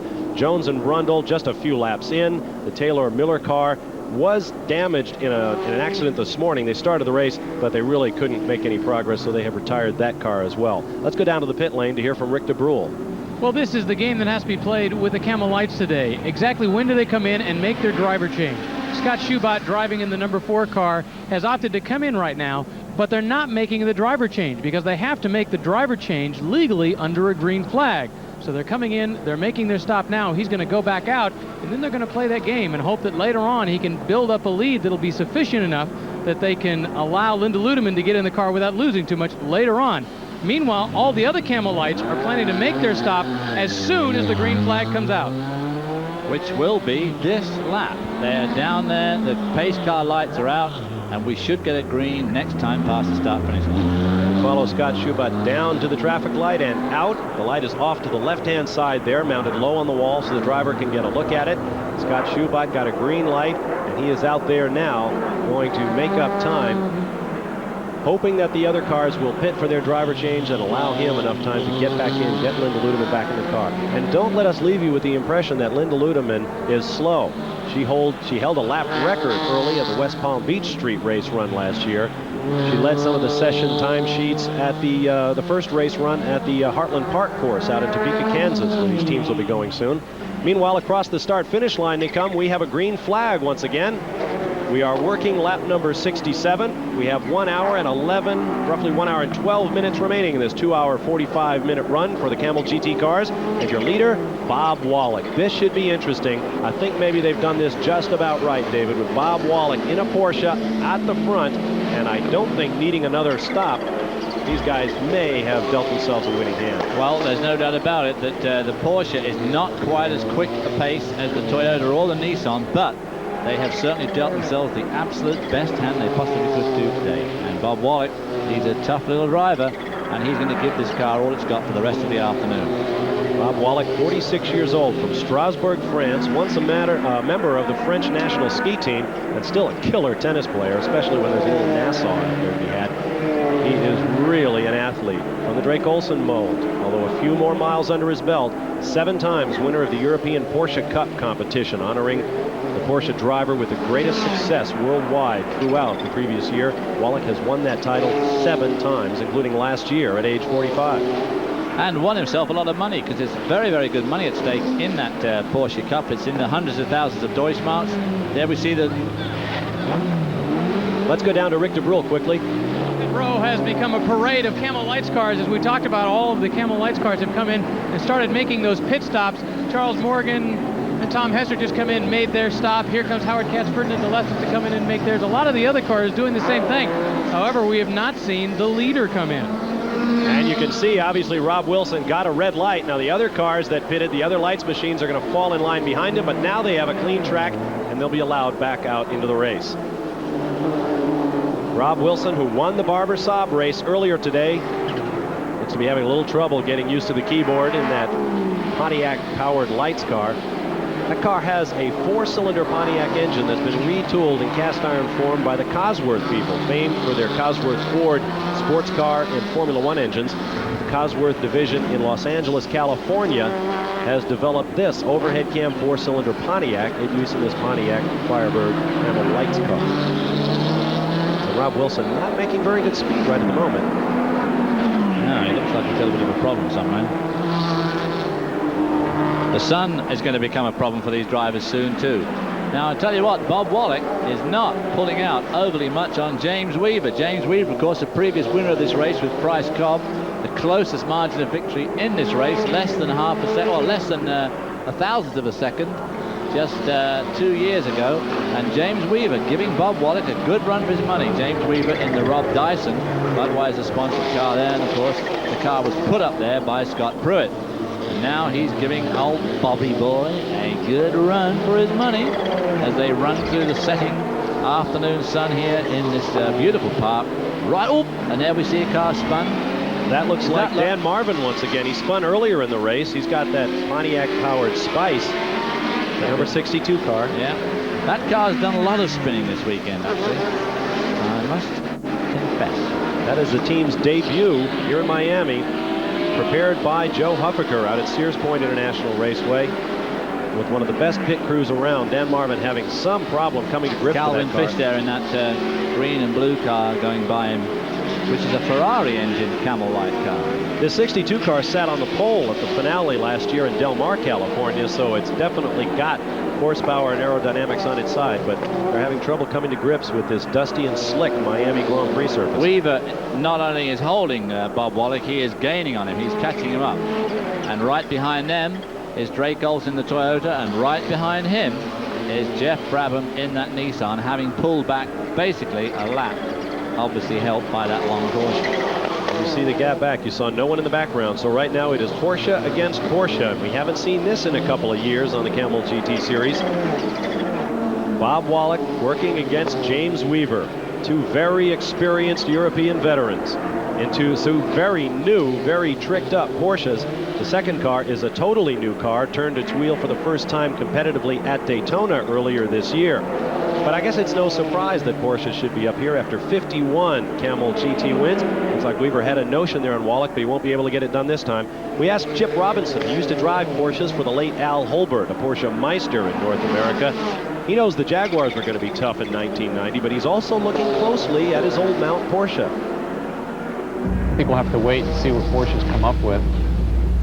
You know, we haven't really run a street circuit yet. Now they have the different rule that they can take 100 pounds off if they use European tunnels. And 100 pounds on a street circuit could make a big difference. They can run a softer compound tire, they'll brake better, they'll accelerate better, it'll be easier in the corners. So we're going to have to kind of wait and see where the Porsches stand.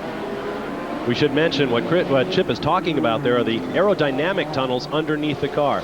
IMSA allows them to use almost full-length Venturi tunnels to develop low air pressure underneath the car and have the air push it down onto the track, called downforce. An inverted wing is what the race car becomes. These cars that use the European version, which is basically a flat-bottom car with the Venturi tunnels that start right at the rear axle, are allowed to take off 100 pounds of weight and run 100 pounds lighter than the normal IMSA spec Porsches, simply because of the less downforce that they run. Right now the combination seems to have worked well. The 17 car of Bob Wallach leads, and James Weaver had himself a moment there. The number 8 car, the Camel Light car of Morgan and Hessett, who gave old Jimbo Weaver a bit of a nasty moment there on Biscayne Boulevard. We saw earlier today in the GTO GTU race when a back marker let the leader go by and then whacked the guy who came through behind him. We almost saw another case of it right there.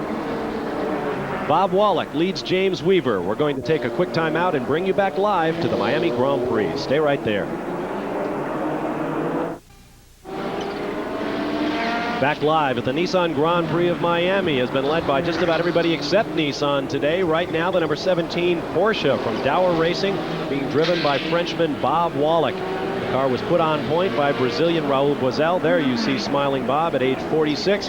Still the racer he was 20 years ago. In fact, 20 years is as long as he's been trying to win the greatest race in his home country and probably the greatest sports car race in the world, the 24 Hours of Le Mans. It will happen again this year, we are told, and no doubt Bob Wallach will be there. Maybe this will be his year. And he is currently leading James Weaver in another Porsche 962, but right behind Weaver now, there you see it, is the 98 car of Drake Olson, and there coming into the picture is the Nissan of Geoff Brabham. So these front 4 cars all covered by about 5 seconds at the moment. And nobody else is on the same lap. These 4 cars all running for position are all on the same lap.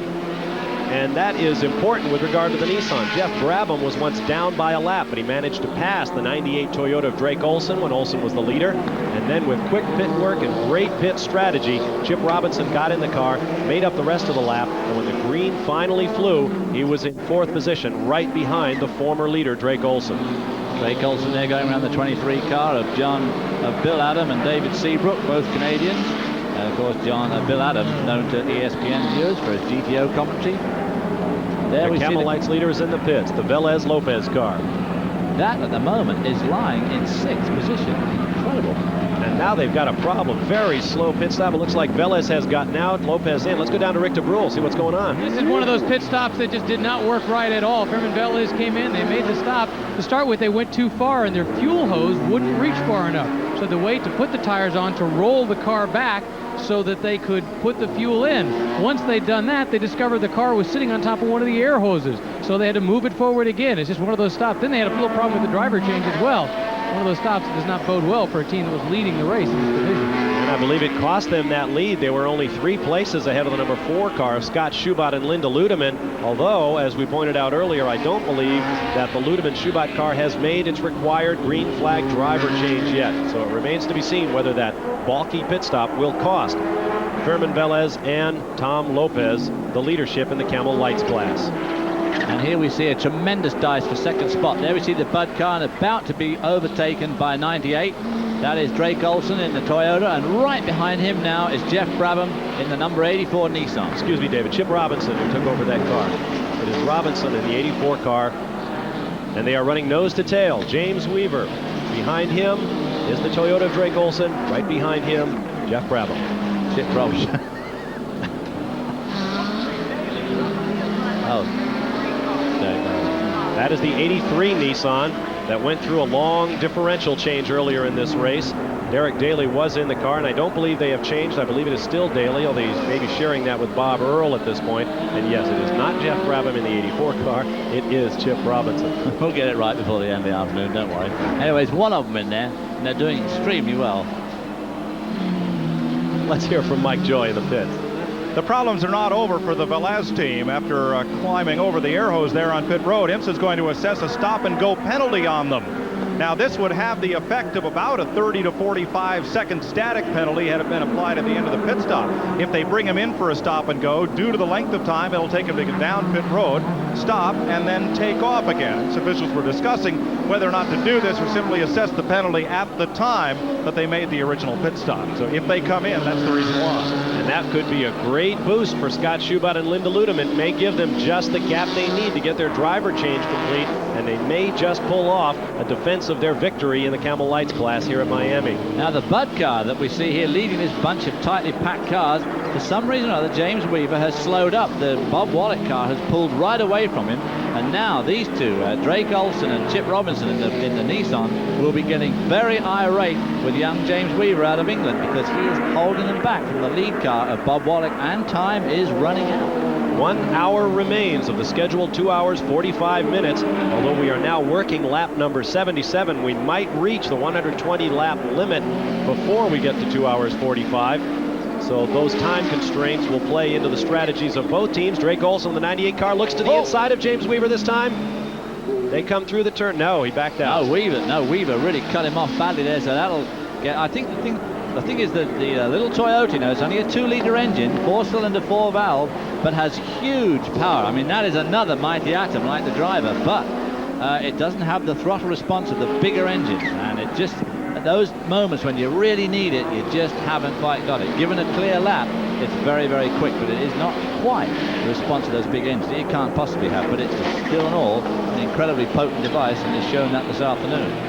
There are 3 cars in a line with 3 interesting mechanical combinations. The flat 6 single turbo water-cooled Porsche, number 16 with James Weaver. The 2.1 liter 4-cylinder turbo, boosted stratospherically by Toyota.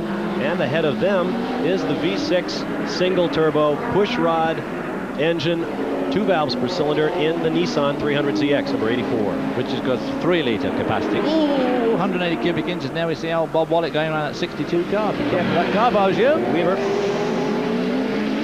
Weaver getting around Dan Marvin. Now it's Drake Olson's turn. Oh, Robinson thought he had an opening under there.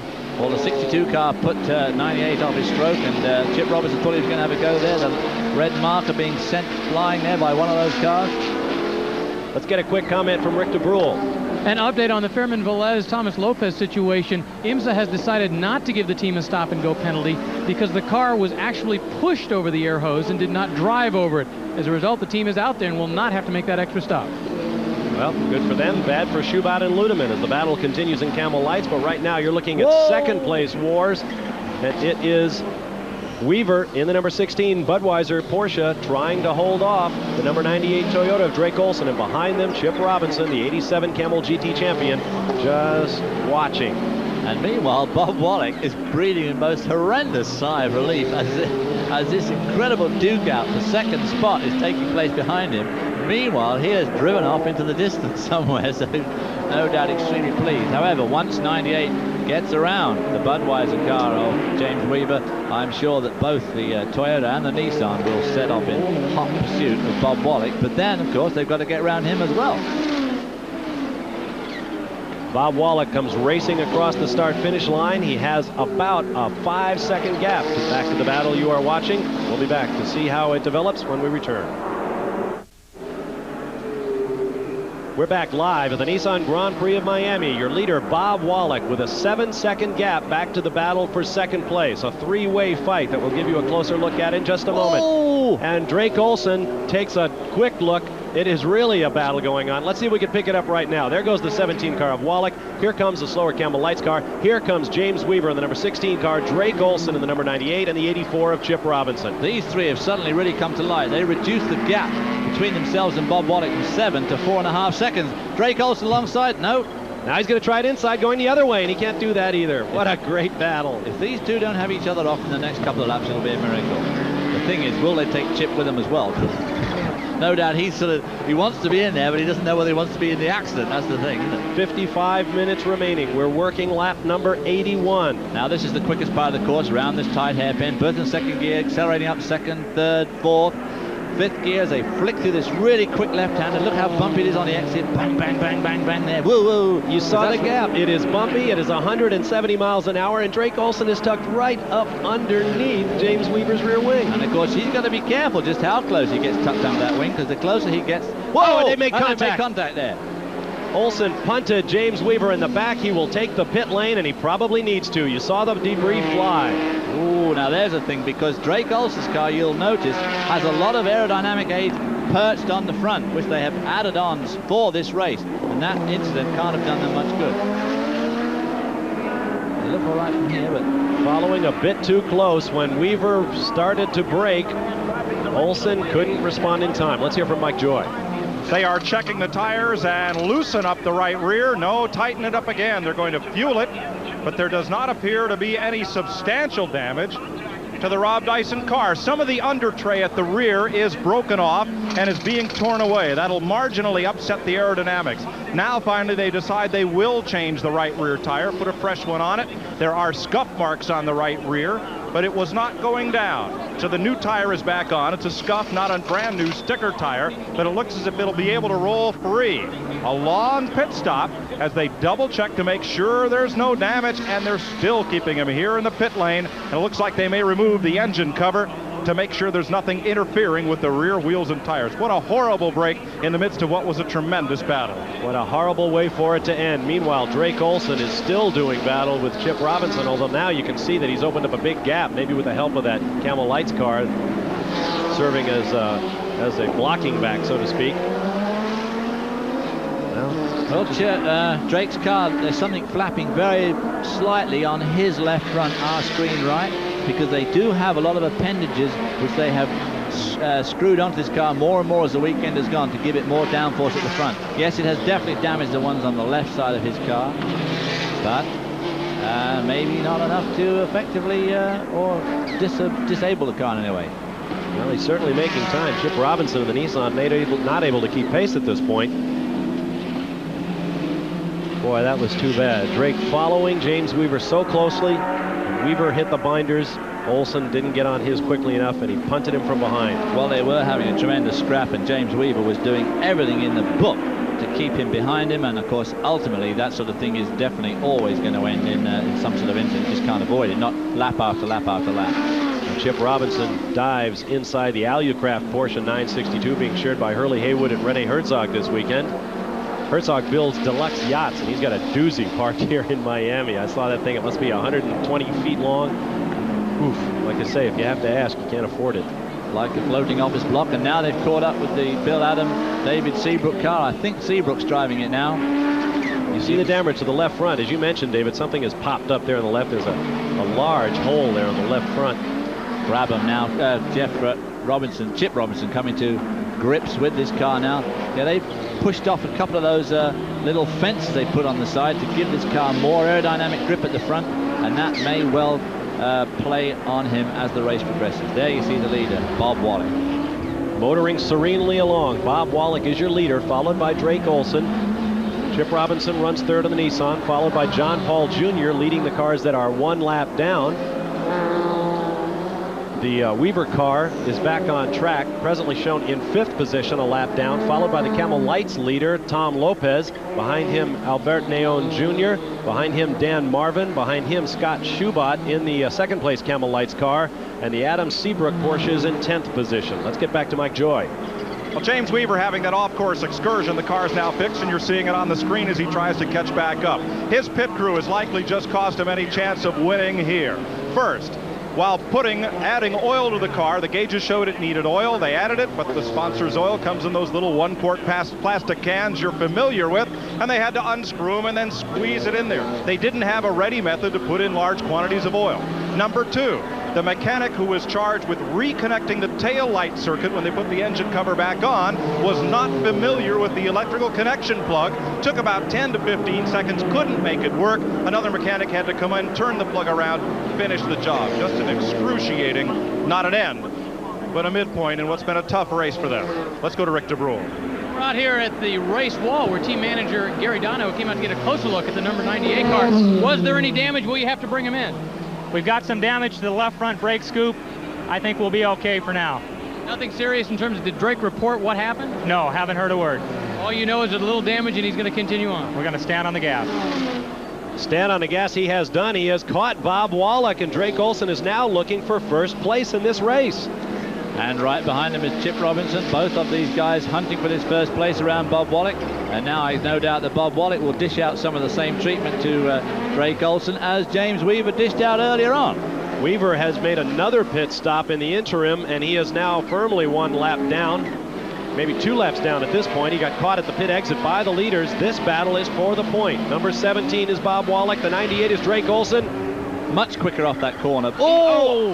And Wallach nudges Olson into the concrete. That's not the first time Bob Wallach's done that. We saw him do that at Columbus just 3 or 4 years ago when he gave a tremendously hard time to somebody, and that has put out an incredibly competitive car.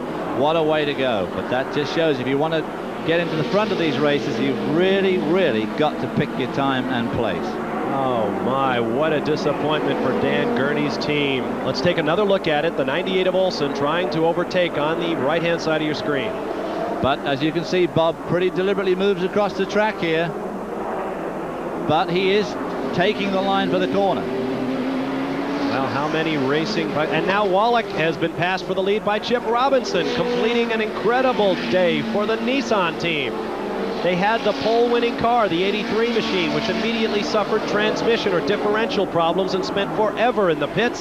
This car, which started much further back, well, about 3 places further back in the field, by Bob Earl, has now been brought to the front, first by Geoff Brabham, who brought it up from 1 lap down. Now Chip Robinson, who has caught and passed the leader, Bob Wallach, as he has had some help. First Drake Olson and James Weaver got together, knocking Weaver out of the running. Then Olson got together with Bob Wallach, and Olson is out. So now Nissan leads the Nissan Grand Prix.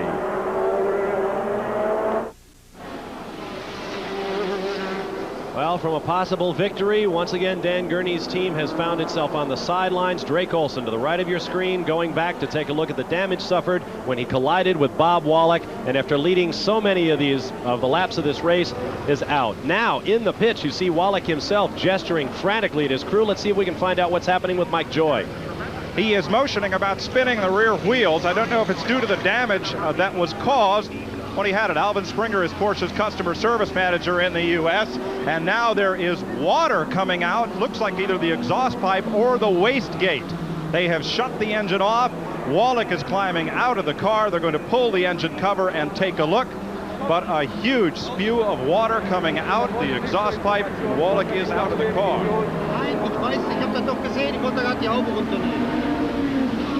Speaking German they are, even though Bob Wallach is French. He also speaks German. He comes from the Rhineland region, where German is spoken almost as frequently as is French. And here is a look at the pass as Chip Robinson overtook the 17 Porsche for the lead. On that fast main straight, he went through that very fast left-hand kink just a little bit quicker, pulled alongside Bob Wallach and pulled away. Bob maybe a little bit chastened at this point by his incident just a few laps before with Drake Olson, and maybe at that point just gave him a room. Climbing out and watching Bob Wallach climb out of that Porsche, I had a sense of deja vu. 1 year ago in this race, he led, co-driving Jim Busby's Miller-sponsored Porsche with John Andretti. Everyone wondered, when will he get out of the car? When will he get out of the car? But he continued to lead, continued to drive, then suddenly pulled in, waved at the crew, much as he just did with the Dower Racing crew. And there's Drake Olson, who's got 98 ambulatory again. Well, when he was poking about with it, I was about to comment before we went away. I wonder if I was Drake Olson, I'd be very tempted to get back in that and drive it back to the pits. Because it doesn't look deranged, just the bodywork. And it can soon get a new nose. Well, the story for Toyota may not be over yet. But it apparently is for Bob Wallach. He climbed out last year. He climbs out again this year. Rick de Brule is waiting to welcome Drake Olson. Let's find out more about the extent of the damage as it happens. Well, at this point so far, Drake has not radioed into the crew the extent of the damage. Obviously, a lot of the front body work needs to be replaced. They have a new nose section standing by. They're going to be bringing that out. In the meantime, they're going to start looking at the rest of the front end to find out whether there's any serious problems. Drake was able to get underneath the car while it was still on the track, pull away some of the body parts, and get it started again and get it back in. Now the question is, are there any serious problems, and can he get that car back out? That's what the team has to figure out right now as they begin to look at that front suspension and take a look as to whether there's any serious problems. Well, he got pinched off right across the front wheels there, so I imagine toe in and all of the various wishbones and sub-assemblies in the suspension are going to get a good going over. Yeah, and it... Okay, Bob Wallach is now out of the car. Excuse me, David. Let's get to Mike. Bob Wallach, what finally happened to it? Well, I had water in the driver habitacle, and I didn't know what it was. I thought it was petrol, but I couldn't smell any petrol, so I kept going. And eventually the warning light from the water temperature came on. But I didn't have any water temperature, you know, excessive water temperature, because on the display it was showing okay. But gradually I lost power, and the engine slowed down, and then I came in because I didn't want to just, you know, destroy it. Apparently it's an water leak into a cylinder, and I had a water consumption. What happened with you and Drake Olson? Well, I mean, I was in the lead, and of course, I mean, I was using a bit road, because I wasn't going to let him by that easy. I mean, he was quicker than I knew. But then, you know, I was mostly concentrating on what's going on ahead of me, and not in, well, I wasn't watching in the mirrors all the time. And he taped me on one side, and I nearly spun. I don't know what happened to him. He probably spun and hit the wall. I mean, I'm sorry, but I mean... Sorry to see you out of it. That's racing. A Gallic shrug, and the excuse, that is the rationale, I should say, that we hear in every form of racing, from Darlington, South Carolina, to the streets of Monaco. Well, That's of course, racing. if you look at it logically, it was Bob's corner. He was in front, and if I'd have been Drake Olson, knowing how vastly superior my car was, I certainly would have waited till another time, because Drake has got a bit of a history of making some rash decisions. He got fired from his first team with Bob Dyson, had a great car, drove some extraordinarily fast races and some extraordinarily odd races, and let's hope he's not getting back into his old ways, because he had a couple of run-ins with people this afternoon, which is not a good way to go in this street race. But he led and drove magnificently. What did you say, logic, David? This ain't logic, this is motorsports. Your leader is the Nissan of Chip Robinson, and he is the only car on the lead lap. It all happens that quickly, but the crowd is loving it here in Miami.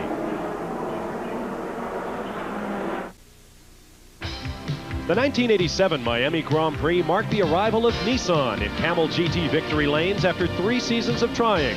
Jeff Brabham and Elliott Forbes Robinson drove to the checkers, and the victory made EFR the only driver to win in all 4 classes of IMSA Camel GT competition. Well, here is a problem. The number 90 Spirit of Miami car will not finish the Miami Grand Prix. There is Bernard Jourdain, who was late arriving in Miami because he stopped into his native Mexico City to pick up the 1989 Sportsman of the Year award given by the newspaper El Heraldo in Mexico City. But he has contacted the wall in the turn 4 area very hard, and he is done for the day. Tough break for him. and for Ralph Sanchez, the Miami Grand Prix promoter, who takes great pride in his Spirit of Miami car. Let's get down to Rick DeBrule in the pits. Drake Olson is sitting during one of those breaks that only take minutes but seem like years. Drake, what actually happened out there with the maneuver you were trying to make to pass? Well, I don't know if you can hear me too good, but Bob kind of made a bobble there coming out of the left-hander.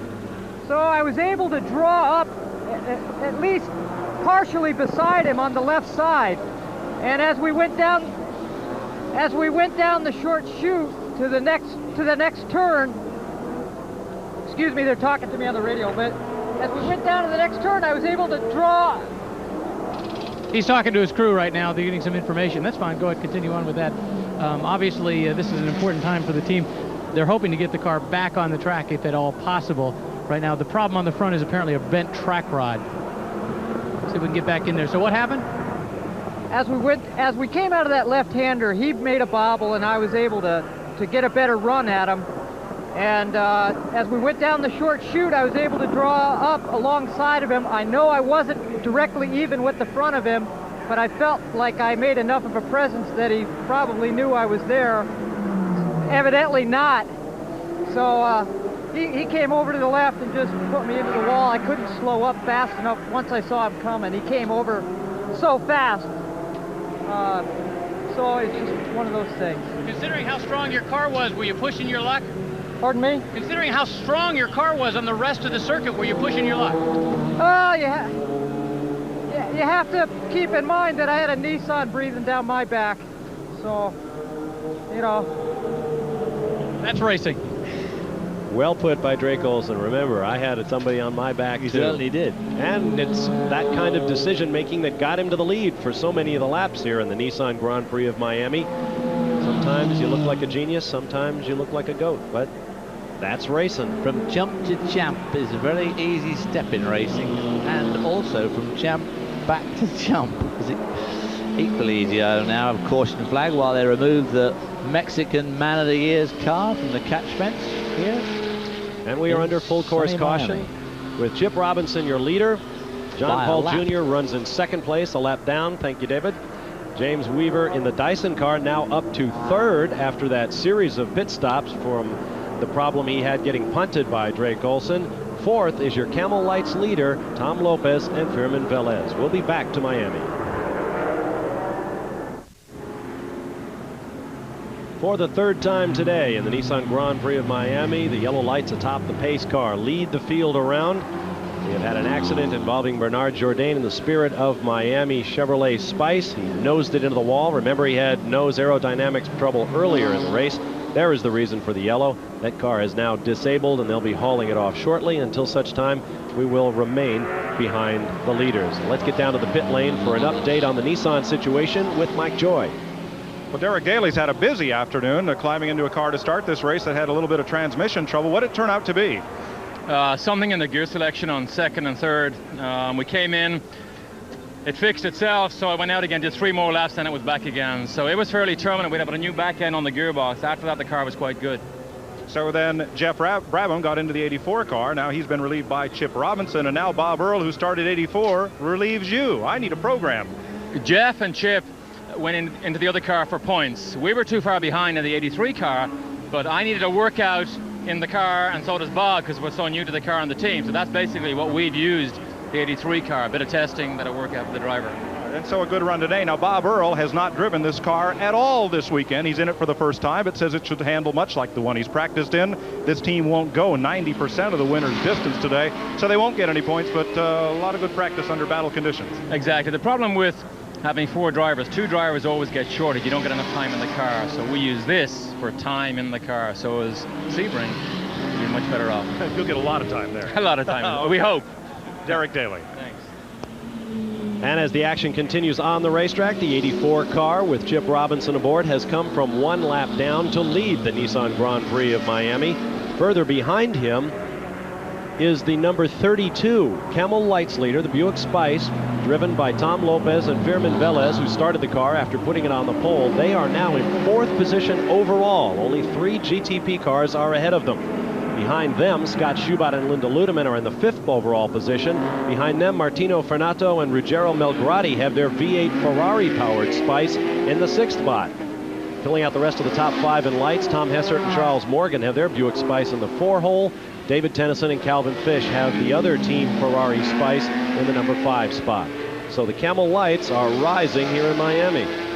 They certainly are, but of course, at the expense of the GTPs, the major league cars are dropping out. I wouldn't exactly say like flies, but we have had 1 or 2 rather unfortunate disappearances. Of course, the most unfortunate from our point of view and from the viewer's point of view was the very early demise of both Jaguars. One before it even started, and the other one very early on in the race. And it looked like it was going to be a good run too. That 32 car there, your Camel Lights leader, is a Buick Spice. Buick won the vast majority of the Camel Lights races last year, and they are really a force in this class. It's a V6 engine, 3 liters, unturbocharged, and it's a derivation of the Buick V6 in the Buick 3800 series of street cars, the Sabre and so forth. Now we'll pick up the second Camel Lights car, the orange, number 4 there, with Buick across its windscreen just behind the leader. That is Scott Schubert, who has to change drivers yet. The yellow helmet of Schubert will be replaced by Linda Ludeman. But it hasn't happened yet. We now have 31 minutes remaining in the race. We are working lap number 97 of a scheduled 120. And this yellow flag may put us over the hump. We may run out of time before we run out of laps. The lights remain on the pace car, so there was at least 1 lap to go. Let's get back to the pits and Mike Joy. Bob, I'm with defending Camel GT champ Geoff Brabham, who must feel a little like the man who went to the airport and his plane took a mechanical because he ended up flying on somebody else and got in a car that you didn't expect to drive. Well, that's true. You know, normally I start the races and finish them, and this time, because of the length of the race and the uncertainty whether we could go 1 stop or not, we decided to start Derek and Bob, and Chip and I to stand on the sidelines. And in my case, I'm really glad that happened, because it gave me a chance to get in Chip's car, you know, and hopefully still score the points and win the race. So. Have we maybe set a precedent here of you sitting back and getting in the car that has the better shot? Well, it's certainly on today. That's you know, we have a good case for it, but I don't know. I mean, you just go with what you think's the best at the start, and you know, this was kind of a one-off decision. I don't know if we'll do it again or not, but I don't think so. I can't stand sitting around here not being in the car, knowing what to do. You know, especially watching it on the big screen TV. Little pit road haute couture here. Geoff is wearing the new Future suit. It's PBI and Kevlar and Nomex. Doesn't have the nice shiny look of the ones they give us, but actually looks like it ought to have a Dr. Denton's flap in the back. It may not be stylish, but I understand it's much cooler than the traditional Nomex. Yeah, it's really comfortable, and you do get some snide remarks about it. It certainly isn't sexy, but it does the job out in the race car. And that's what's important. Geoff Brabham, the champion. I'll tell you one other thing about those suits. The normal 2- and 3-layer Nomex will run you about $350. Those little babies go for $900. Well, when you're making the sort of money that Geoff Brabham makes, the $900 is just a mere bagatelle. And you see the number 98 car, Drake Olson, back in the race. He is presently shown well down in the field. The 98 car, by our unofficial estimate, is, well, certainly well out of the top 10. We'll have to update that as soon as we can.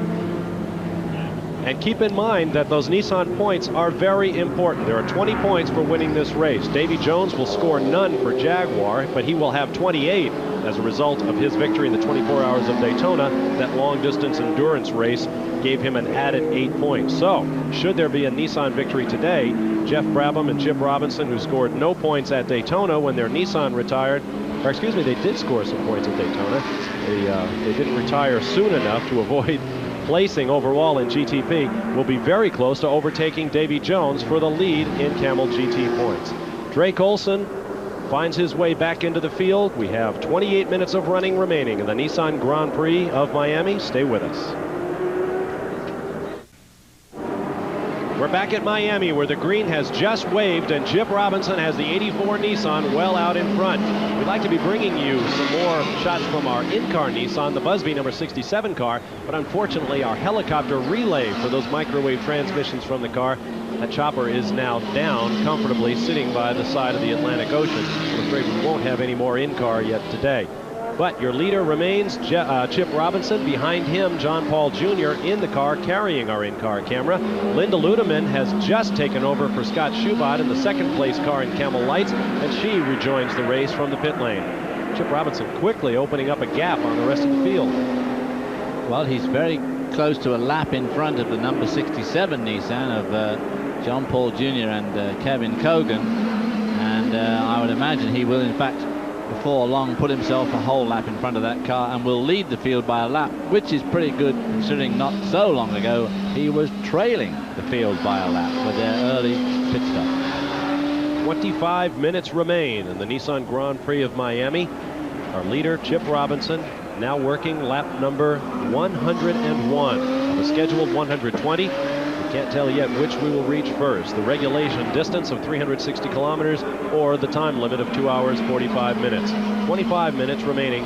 Robinson is the leader. And we've had a guffaw down in turn number 1, and that involves the 55 Lights car who spun going into that turn. David Roca and Oscar Manitou from Monterrey, Mexico, got up on the curbing, and behind him, I don't know how, Drake Olson and a couple of other guys didn't manage to do an interstate-style nose-to-tail job. Well, poor old Olson and his teammate, the 99 car, where the two squeezed themselves into the wall. I mean, trying to avoid the spun car, so that was extremely tight just for a moment. But they managed to get it done. 98, by the by, is in 16th place overall. Drake Olson really has his job cut up for him now. Lots of tire smoke from the bent body work on that car. Rubbing on the left front tire there. It's like the left front, the right of our camera. I think that tire's going down. Yeah. Meanwhile, our leader is well clear of the fray. Chip Robinson comes across the start-finish line another time. In fact, on the road, the car behind him is his teammate, the 83 car of Bob Earl. So this will be good practice for Bob Earl to get some miles in this car. They're way out of the picture, but of course he needs practice, especially on a circuit like this. We have had 5 lead changes among 3 drivers. Drake Olson led, Raul Boesel, and then Bob Wallach led in that car for a while. Finally, Chip Robinson took the lead in the Nissan. It has been an eventful day indeed here in Miami as the shadows begin to grow long and the minutes are running out. We are down to 23 minutes remaining in the race. This race always has been a very interesting one on the old circuit when we used to race really on the streets. There were some extremely close finishes, not least of all, of course, the finish when Darren and I were just beaten by Derek and Al Holbert. And if Darren had stuck to his guns just a little bit longer there, we could have had Derek into the wall just like Wallach had young Olson into the wall earlier on. And then, of course, just 2 years ago, we had an unbelievable finish. Pit stop for the 84 car. The leader is in the pits. Now we're getting word from the officials here that he may be black flagged. We can't see, we don't have a good view of the start-finish line, so we can't tell if that was the case. Maybe Mike Joy could tell us more. It is, as you can see, a stop-and-go penalty for Chip Robinson. He passed 2 cars, we're told by IMSA officials, 90 and 99, after the caution flag had come out, so has to undergo that stop-and-go. And now he's going to pull onto the track just as the 99 Toyota gets there, and barely does Chip Robinson get out in front. That may be Rocky Moran or Juan Fangio in the 99 car. He very politely got heavily on the brakes and allowed Chip Robinson in. That could have been really tight. Well, the traffic light here, no one said the traffic light here has been operated perfectly all weekend, but that was a case in where the light turned green and poor old Chip didn't move. These Nissans are just a little bit difficult to get off the line. You don't want to give it too much stick or you're tough on the clutch, and if you don't give it enough, it stalls. So he left a bit tardily. By the time he did finally get it rolling, the 99 car had arrived. That's right, I forgot you drove this car at one time when it was making something on the order of 1,000 horsepower. It didn't have the little turbo inlet restrictors on it that it does now. I drove it when Elliot Forbes Robinson was hors de combat after a huge crash he'd had at Riverside when a tire exploded, and they changed it back to the radial, from the radials back to the cross-ply tires the weekend I drove it at Laguna Seca. But they're a good team, and it was a fun car to drive. Good scrap going on behind Chip Robinson right now. It's not for position, but you see the 99 with Fangio, the number 67 car with John Paul Jr., and behind him Drake Olson, the 98 Toyota, all having a good battle back there. John Paul Jr. really driving that 67 car to good effect. There's a man that when he gets back behind the wheel a lot, get some practice. I'm sure that John Paul Jr. is going to start making his mark again in IMSA racing, because when he went away, he was one of our top guys, and I fully expect to see him back in that seat. He's only 30 years old and a very, very quick and aggressive driver. We are now told that the 98 and 99 cars shared in the infraction of Chip Robinson. They too will have to make stop-and-go penalties. They have not come in as yet. Meanwhile, the number 67 Busby car doing well with John Paul Jr. That is one of the Nissan cars that won 19 of the last 27 Camel GT starts. So Jim Busby definitely has the hardware for a championship winning car. He says, we're not going to wait to learn the car. This is not a learning season for us. We're going to go out and try to win races right now. Chip Robinson, the 1987 Camel GT champion, continues to lead the way. We'll see if the Toyotas will make their stop and goes and tell you about it when we come back. Back live at Miami, Drake Olson in the number 98 Toyota is due a stop-and-go penalty for an infraction underneath the yellow flag, but he's not going to wait. In fact, he's going to challenge Chip Robinson. This is not for the lead of the race. Robinson is the leader, and I would think he's probably got to be a little worried. Robinson in the 84 Nissan was right behind when Drake Olson came together first with James Weaver, knocking him into the pits, and then with Bob Wallach knocking Olson into an extended stay in the pits. So when you're looking back at that 98 Toyota behind you and you're Chip Robinson, you've got to be thinking, what is this guy going to do? I'd move out of the way if I was him, because he's about at least 5 laps in the front, so he might as well just let him go by on his way, because what he probably doesn't know, of course, that Drake Olson's got to stop as well.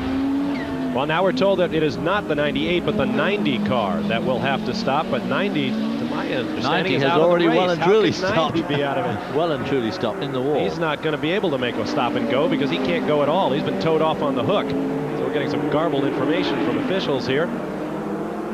98, meanwhile, this leaves Drake Olson free reign to go have at it with Chip Robinson. And who cares if it's for position, as long as it's great racing. I'm with you. If I'm Robinson, I let him go by. You see the rundown of the cars as they exist presently. They see the 98 car in 15th spot.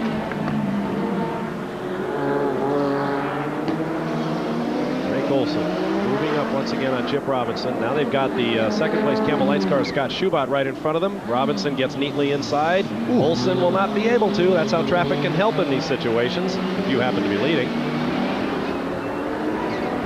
So hard for the drivers of the slower cars too to be good and keep out of the way and yet maintain a pace. I mean, you can't just keep on sidestepping out of the way. You have to use your own road and do your own thing, but you have to let the fast ones through too. Dan Marvin, who's driving the 62 car and has had a couple of spins today in the GTP class, has 5 Camel GT victories in the lights class. In his first GTP start here, that's the first thing he said.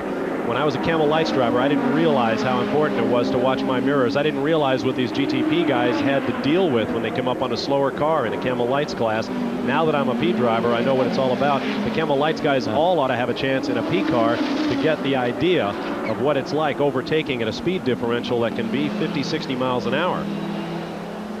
Absolutely, 50 or 60 miles an hour. Not here, because we don't reach any great velocity, but nevertheless, the old Toyota whining in the Nissan there. Mind you, Chip Robinson now can really afford to pace himself very well towards the end of the race. You won't particularly want to go over the top because you have to have another stop for fuel. And there he lets the 98 car through. 16 minutes unofficially remain in this Nissan Grand Prix of Miami. The leader is the number 84 Nissan of Chip Robinson. Drake Olson makes his way back past, but he's got several laps of this 1.87 mile downtown Miami street course to make in order to have a shot at the leader. Doesn't look like it's going to happen today for Dan Gurney's team. Let's go to the pit lane with Mike Joy. Here is the Nissan crew, and usually they're watching from right to left as the cars go by, but they're looking skyward at that big TV screen that shows our feed of all the action. The man in the middle is Hersey Mallory, and he's been dressed like that, not for snowmobiling, but to fuel that car. He's been sitting in the sun, and now, finally, restfully the shade, in a double air Nomex suit, a balaclava, a leather cap, and he sees himself on TV. Hi, Mom, and those goggles, so he can safely fuel that car and lose a few pounds in the process. Well, Hersey probably waving to his wife. Hersey just got married recently. Congratulations to he and his new bride. handling those refueling chores. And if you were with us here on ESPN for IMSA Racing at Portland last year, you know what can happen in that refueling role. Chip Robinson was directed out of the pits prematurely at Portland, darn near took the whole refueling rig and Hersey's colleague with him. A little puff of smoke there, I noticed, smoke David. came out of the cars. It came to the start-finish line there. Are we going to see any more of that? Same sort of corner, a bit slower. Notice it then. Chip Robinson swooping across the track here, using every inch of the road. This is a very, very twisty little track. Only 1.87 miles, 11 turns, and really has quite an astonishing average speed. The pole position this year being over 96 miles an hour, which really is getting on with the program with a car that weighs nearly 2,000 pounds on such a twisty circuit of this length. In fact, over 97 miles an hour, and I'm sure it's not too long before we'll see the first 100-mile-an-hour average lap at Miami, and that will really be something. Let's go down to the pits with Rick DeBrule. Mike Joy was just talking about losing pounds in the Nissan way. You're now looking at the, well, you're going to be looking in a moment at the new Dan Gurney. Dan Gurney has lost 16 pounds of late. He says he's been trying to lose it for years. Finally got around to it. Now his driver's suit doesn't fit quite as well as it used to. Should also mention that Dan Gurney tomorrow is going to be inducted into the New York Sports Hall of Fame with some other moderately important people like Joe DiMaggio and Billie Jean King and some of the other sports famous people that have gone through New York and had some impact. Incidentally, Dan Gurney was born in New York, and that's why he's eligible. That's right. He grew up on Long Island, just outside New York City. Father was an opera singer.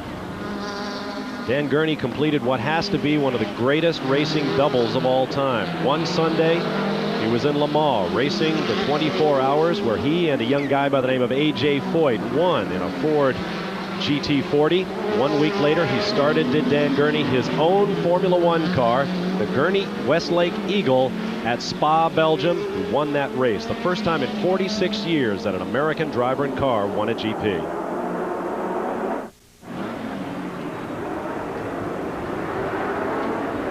Back at Miami, the 84 of Chip Robinson just ducked underneath that number 80 Camel Lights car, the Ferrari Spice, to resume his leadership of this Nissan Miami Grand Prix with barely 11 minutes remaining in the race. We are working lap 112. There are 8 laps remaining, and it is a battle with the clock, literally.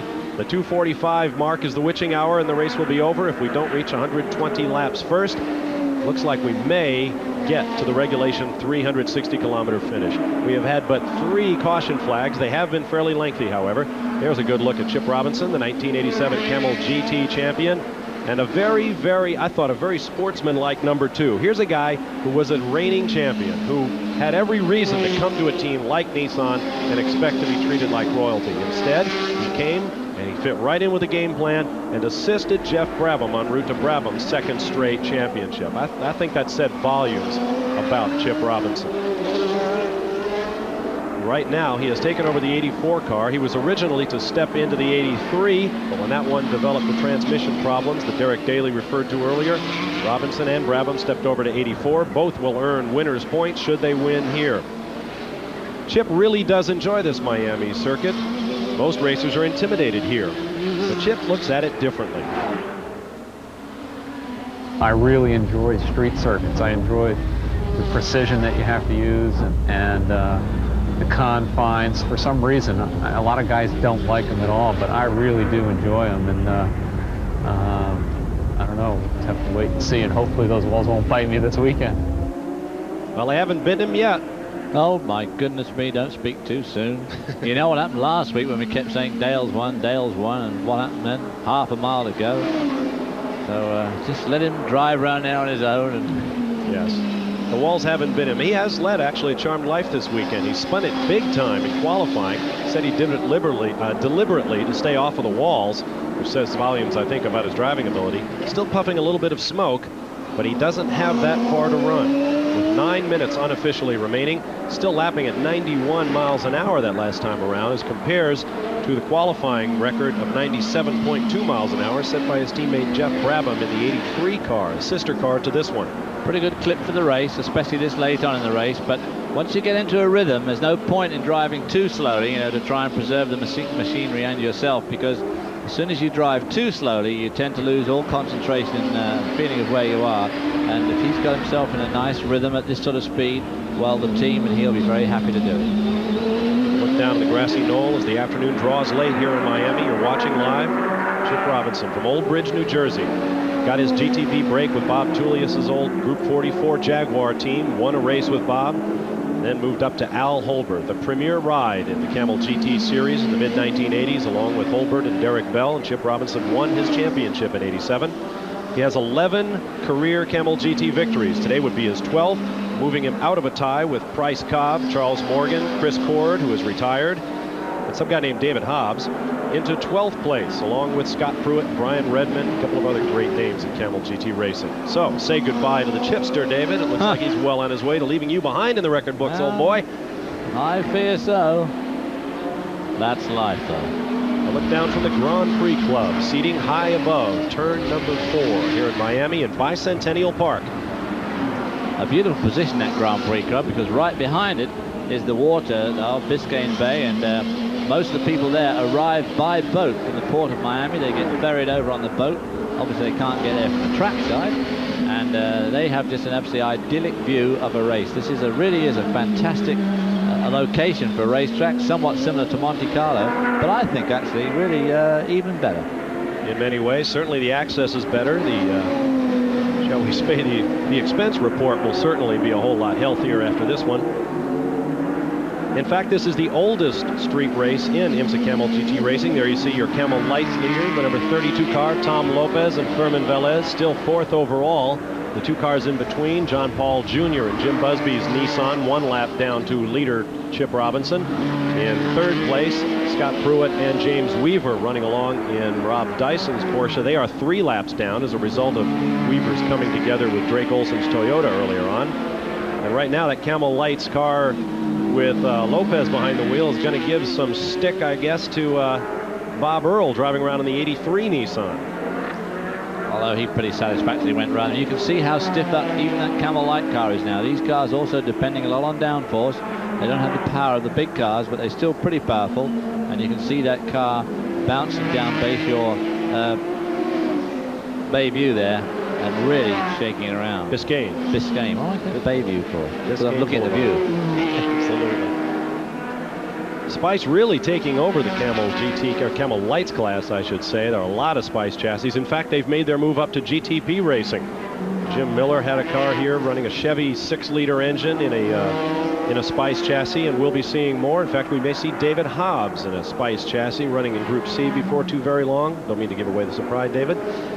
A great crowd enjoying the Miami Grand Prix, and we hope you're among them. We'll be back after this short message. Al Holbert won the inaugural Miami Grand Prix with a tactical masterstroke. As other cars pitted in the pouring rain, Holbert stayed out and solidified his lead. Moments later, the rain became a flood, the race was stopped, and Al Holbert won the shortest Miami Grand Prix ever, 49.9 miles. And the 8th iteration of the Miami Grand Prix, now sponsored by Nissan, appears to be well in hand for the Nissan team. Once known as Electromotive, it is now the formal racing arm of Nissan Motors USA, known as Nissan Performance Technology, Inc., NPTI. You'll be hearing a lot from them. They do a lot of work with Clayton Cunningham and the Nissan GTO team that won the GTO event earlier today, which finished under caution. And they also helped put together the GTU effort of Bob Leitzinger, which won the GTU championship in IMSA racing last year. I believe they also do some work on Nissan's off-road truck programs. That car there, the Momo car, is the Gebhardt. It's a chassis that's been around for a long time, and it has in it an Audi engine, a turbocharged Audi engine, which we saw last year in Trans Am and GTO racing over here. But not going very well today. The chassis really is getting a bit long in the tooth. Chip Robinson continues to lead with now unofficially 3 minutes remaining. And we will run to our time limit. We have 118. Working lap 118. It's going to be very close. I can't say that we'll run right to the time limit. We expect a checkered flag shortly for Chip Robinson, and we will stay with you live to that checkered flag. There's the 67 Busby Nissan with Miller colors, being raced today by Kevin Cogan, and now at the keyboard, John Paul Jr., the 1982 Camel GT champion. That car could be a threat as the year progresses. Goodrich have done a lot of development on the Porsche car, which they ran with Jim Busby for a number of years. And this, of course, is their first time on the Nissan chassis, and they're going to have to make some adjustments to that chassis to make their tyres work. But I would look for this car to be very competitive as the year unfolds. And as I say, I think that when John Paul Jr. gets a bit of practice and a few miles under his belt, he too is going to be a strong competitor. 2 minutes remain, 2 minutes in the 8th running of the Nissan Grand Prix of Miami. The 67 car is your runner-up car, 1 lap down to leader Chip Robinson. Just ahead of him, one of those unique V8 Ferrari-powered Spice cars. That's Finotto and Melgrati, which is very apt for a Ferrari engine car. And I think that John Paul Jr. has definitely decided to settle for second spot, making no attempt to pass that Camel Light car, which normally he would do in a moment. Now we'll keep a close eye on the flag stand as Chip Robinson brings the 84 Nissan off the turn. Down, and the checkered flag waves. Chip Robinson, Geoff Brabham, and Bob Earl will garner points for winning the Nissan Grand Prix of Miami. And it has been an eventful race indeed. Our early leader was Derek Daly in the 83 Nissan, the pole-sitting car, passed by Drake Olson when that Nissan ran into transmission difficulties. Olson led the bulk of the race until pit stops dropped him to third. He then ran into the back of James Weaver's Porsche. As you take a look at Tom Lopez bringing around the lights leader to his checkered flag. After a series of skirmishes between Drake Olson and other cars, Bob Wallach pitched Olson into the wall. Then Wallach sprung a water leak, knocking his Porsche out of it. Jim Robinson, who ran third at one point, in fact, whose car was a lap down at one point when Geoff Brabham got into it, have brought it all the way through to the checkered flag. Herman Velez, the world C2 champion, and Tom Lopez will take home Camel Lights honors to Minolta and Canada Shoes with their Buick-powered Spice. Unofficially, it is the Brabham, Robinson, Earl Nissan, followed by Kevin Cogan and John Paul Jr. James Weaver and Scott Pruitt will finish third, 3 laps down. The Lopez Velez Camel Lights winner, followed by Martino Finotto and Rogero Melgrati, Scott Schubot, and Linda Ludeman in second and third position. We'll be right back.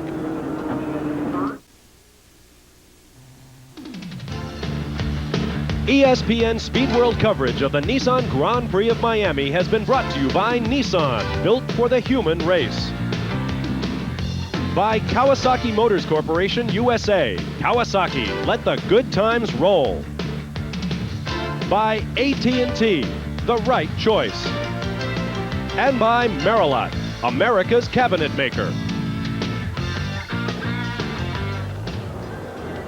On a beautiful afternoon in Miami, Florida, Chip Robinson has now brought the race-winning Nissan 300ZX Turbo down into the pit lane. We'll be talking with him in just a moment with Mike Joy. It has been a glorious afternoon, a great race, and after 2 races that finished under yellow, it's nice to have one go all the way to the checkers under green. Time now for our Sears Road Handler Winner's Circle, brought to you by Road Handler Treadlock Radials at Sears. Tough tires you can trust. Here's Mike. Chip Robinson brought home the car to victory lane. What a wild day. This looked like short track racing. Tell me about running right behind the Toyota Porsche incident. Well, they were really going at it, and you know, I knew there was going to be a possibility of some contact. They came real close a few times, and I was just laying back a little bit, trying to keep pressure on the Toyota to keep him after the Porsche, but far enough away so that I wasn't involved, and eventually it happened, and I got by. Boy, he was close enough to be in part of the fray, but smart enough to be out of it. Bob Earl, you started the winning car, finished up in the other one. You've had a busy day. Yeah, well, I'm the rookie on the team. It needs more time, so I had to start the other one, and the guys brought it home in first place. It was great. It's fantastic. And here with Miss Campbell, Geoff Brabham. And Geoff got enough points on the board to head toward perhaps another title. Well, it's a bit early to say that right now, but today certainly helped with the Jaguars not finished and Bob being kind enough to get out of the car and let me run for 45 minutes or more to get some points. So, you know, I'm really happy. It was a great team effort today. Here's the winning trio headed for victory lane. Let's go back up to Bob Barsha. Time was when Geoff Brabham carried this team on his formidable shoulders, but that's not the case anymore. They have a great lineup. Here's part 2 of our Sears Road Handler Winner's Circle, brought to you by Road Handler Treadlock Radials from Sears. Tough tires you can trust. Rick DeBrule. Well, John Paul, it's been a veritable parade of people coming by saying, welcome back. It's got to feel good to be here. It feels fantastic. I got to thank B.F. Goodrich, Nissan, Jim Busby for giving me an opportunity. It was a difficult weekend for a while. It didn't look like you guys were going to run well at all. Yeah, we had some problems with the rear end of the car, the differential. We didn't find till last night. Seemed to help it a lot in the race. We needed it. John Paul Jones back in the winner's podium here at Miami. John Paul Jones was the Admiral. John Paul Jr. is the second place driver here in the Nissan Grand Prix of Miami. Here's a look at our top 5. Your winners from Nissan: Chip Robinson, Bob Earl, and Geoff Brabham. Paul Jr. and Kogan second over James Weaver and Scott Pruitt. Finotto and Malgrati. You see the rest of the top 10.